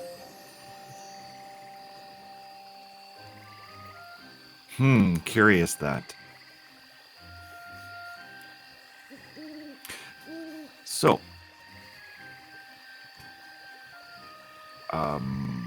would there be any reason to believe that maybe this tree is a sacred or some kind of symbol, or maybe the only thing that's not corrupted in this forest? What if the ruins are under it? How would you propose we find that? Well, I mean, the ruins are pretty significant, and this tree has something special about it, and since Roto climbed all the way up, there's no ruins up there. Would the ruins be beneath us, which I'm told that ruins might be usually? Okay, are you suggesting that perhaps there's an entrance in the tree? Or near the tree or by the roots. Okay, I will examine the kind of entry. And Very Marcus will assist. Okay. Make an investigation check with advantage. Beacon is still trying to set up the tent. It's very difficult without the spikes, but you could probably find some things to tie it to, like maybe a couple rocks or something. I have investigated 21 things. Wow. Okay. Yeah, you look at the tree and there is no entrance here at all. You're certain of it. It's a very, very large, very old, very well-built tree. Well-grown, I guess. The root system seems to run very, very deep. You would guess that this thing has been here for ages. And hasn't moved at all, ever. Like, trees don't move, but this one clearly hasn't. Excuse me. Nyxi, as you're trying to move about the camp, your cloak is tied to a root, and you are yanked backwards and fall on your butt. What the heck? Okay. Are you sure we want to stay here? Well, I just put the tent up. Did anything else unusual happen to anyone while I was out of it?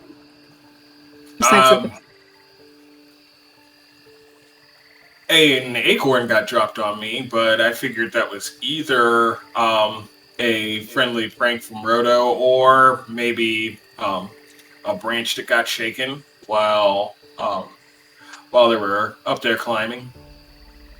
Okay. Actually, Rach, I want to look at the tree. Does the tree actually have acorns on it? Is this like an acorn tree? Yeah, it's an oak tree. Okay, good. It's just a really fucking massive oak tree. Mm-hmm. Fortunately, it didn't have massive acorns and didn't crush you, but... That would have been unfortunate, yes.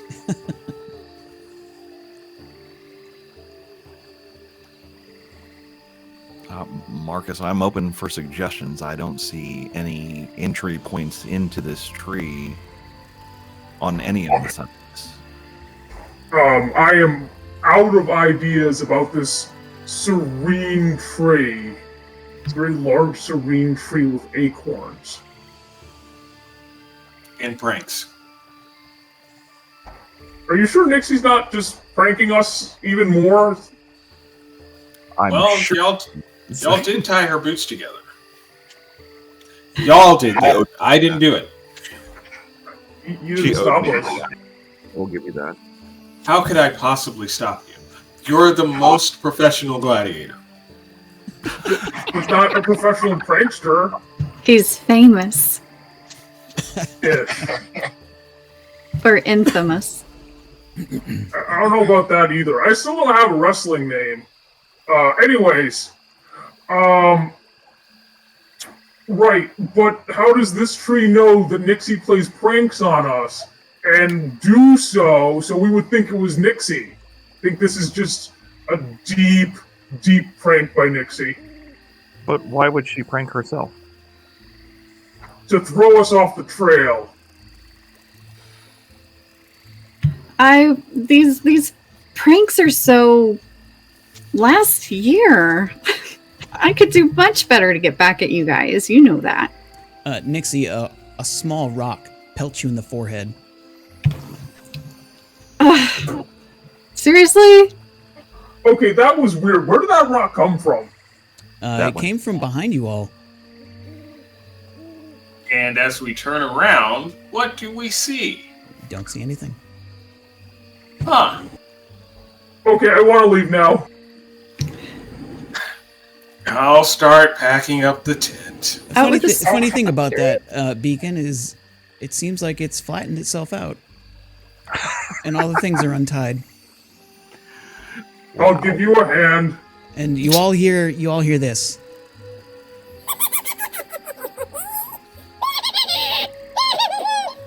And that's where we're going to end the session. Oh my god. That's so good. Oh. Wow. You know what? It reminds me of the brownies from Willow. Oh yeah. Oh my gosh, yeah. Oh, the baby! Oh, the baby! Okay, cool. So we're gonna pick this up in 2 weeks. I hope you had a lot of fun. This felt like a slower session for me, but that's okay. Yeah. Let's go through a couple things. We're gonna start with misbehave this time, just like we did at the beginning. Tell me who you are. Tell me what you do on streams, and then go ahead and give me your positives and negatives for the session. Okay, I'm Misbehave 8. I stream on the weekends and every other Thursday. A cozy stream, doing Mass Effect right now. Month of October. I might as well bring this up. We're doing fundraiser for mental health awareness. So that'll be a thing. And I'll be dressing up as a Stay Puft Marshmallow Woman. Nice. Do you have any links for that you could share?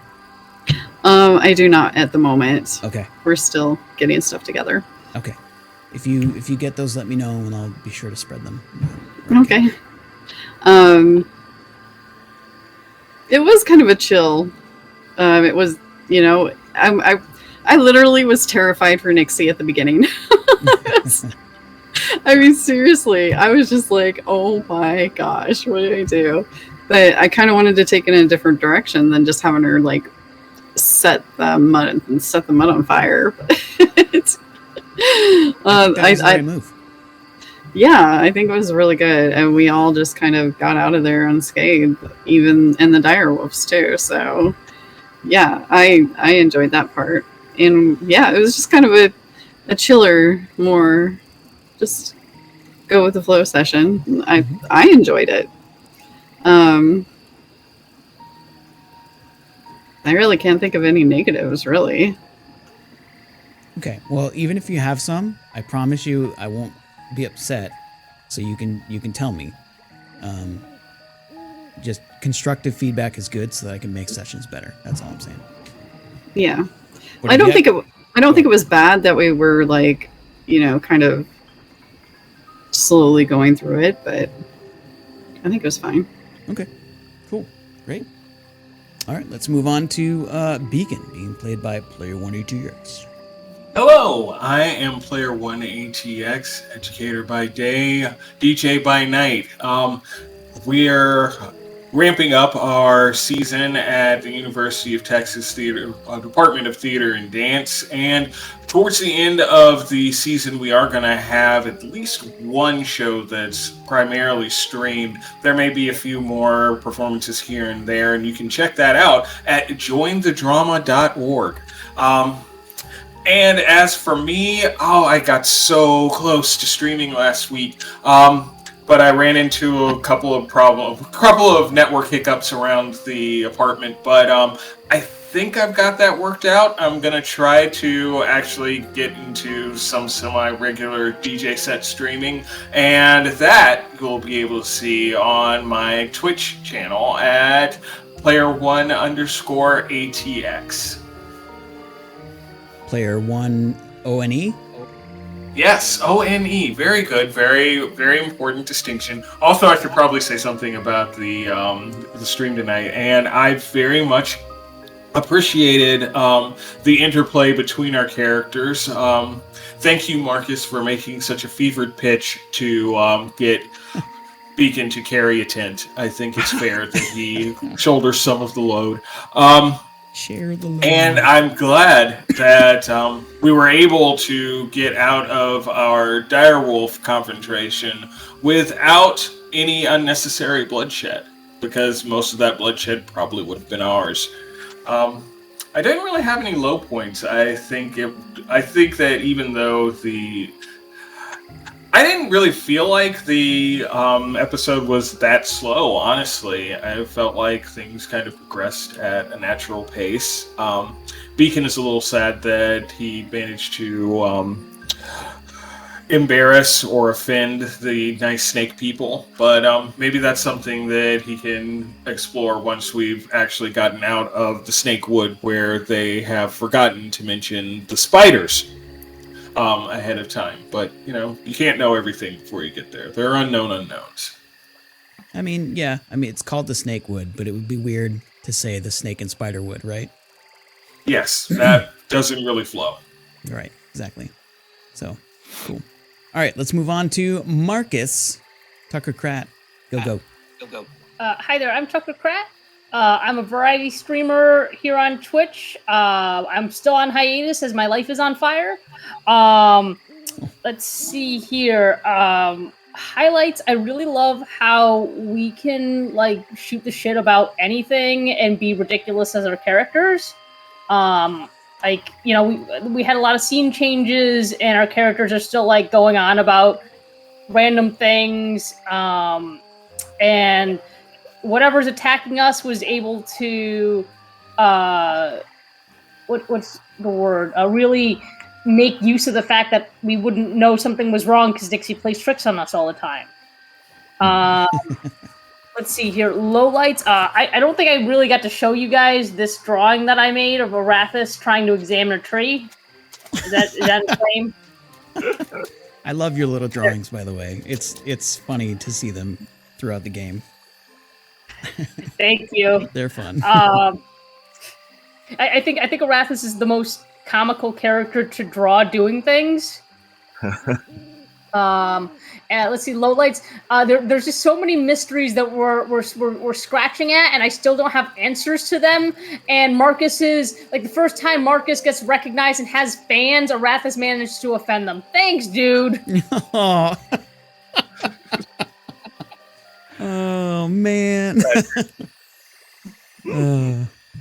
Was that it? Yeah, thank you. Thank you for watching, everybody. Yeah, cool. Thank you for the highs and lows. Thank you. Let's go to Arathis, who's going to be all highs, right? Just kidding. I'm just kidding. Dude, say what you got to say. I'm Big Kahuna, and I had a really, really good time. I always have a really good time with you guys, and I am glad that I'm with a group for the first time that isn't all about the hack and slash, isn't about the let's go to battle every single time, and that's a huge high point for me because everybody role plays, everybody has talent here. And I love the team cohesion. I really love the fact that we all play off of each other so well. As a family, we can agree and disagree, but still stay a unit, And I love the fact that we all, instead of just going to guns at the very beginning, we kind of worked our way out of it without violence. And I think that's more a test to a role-playing experience for me. So, as far as low points go, of course, I'm still having technical difficulties, so I don't know what the deal is with my Discord and whatnot. I mean, I have a really good connection, but for whatever reason, Discord wants to stall and make my sound all weird and wonky. So I'm trying to work on getting that out, but other than that, I really don't have anything negative to say about the game. I mean, I'm having a really good time. Well, that's awesome. Thank you. So we'll start with my high points. Everyone knows who I am. Oh, God. I hate myself for saying that. No. No, God, stop it. Stop it, misbehave. I saw that. So my high points, I liked slow dripping the village of Fang on you. And by slow dripping, I mean, like, you walk in, everything's nice. And there's one little thing that's off. And then there's another little thing that's off. And then there's another, oh my God, everything is wrong. I liked doing that. I liked watching your attitudes change. That was fun for me. I really enjoyed that. And I hope that you enjoyed it too.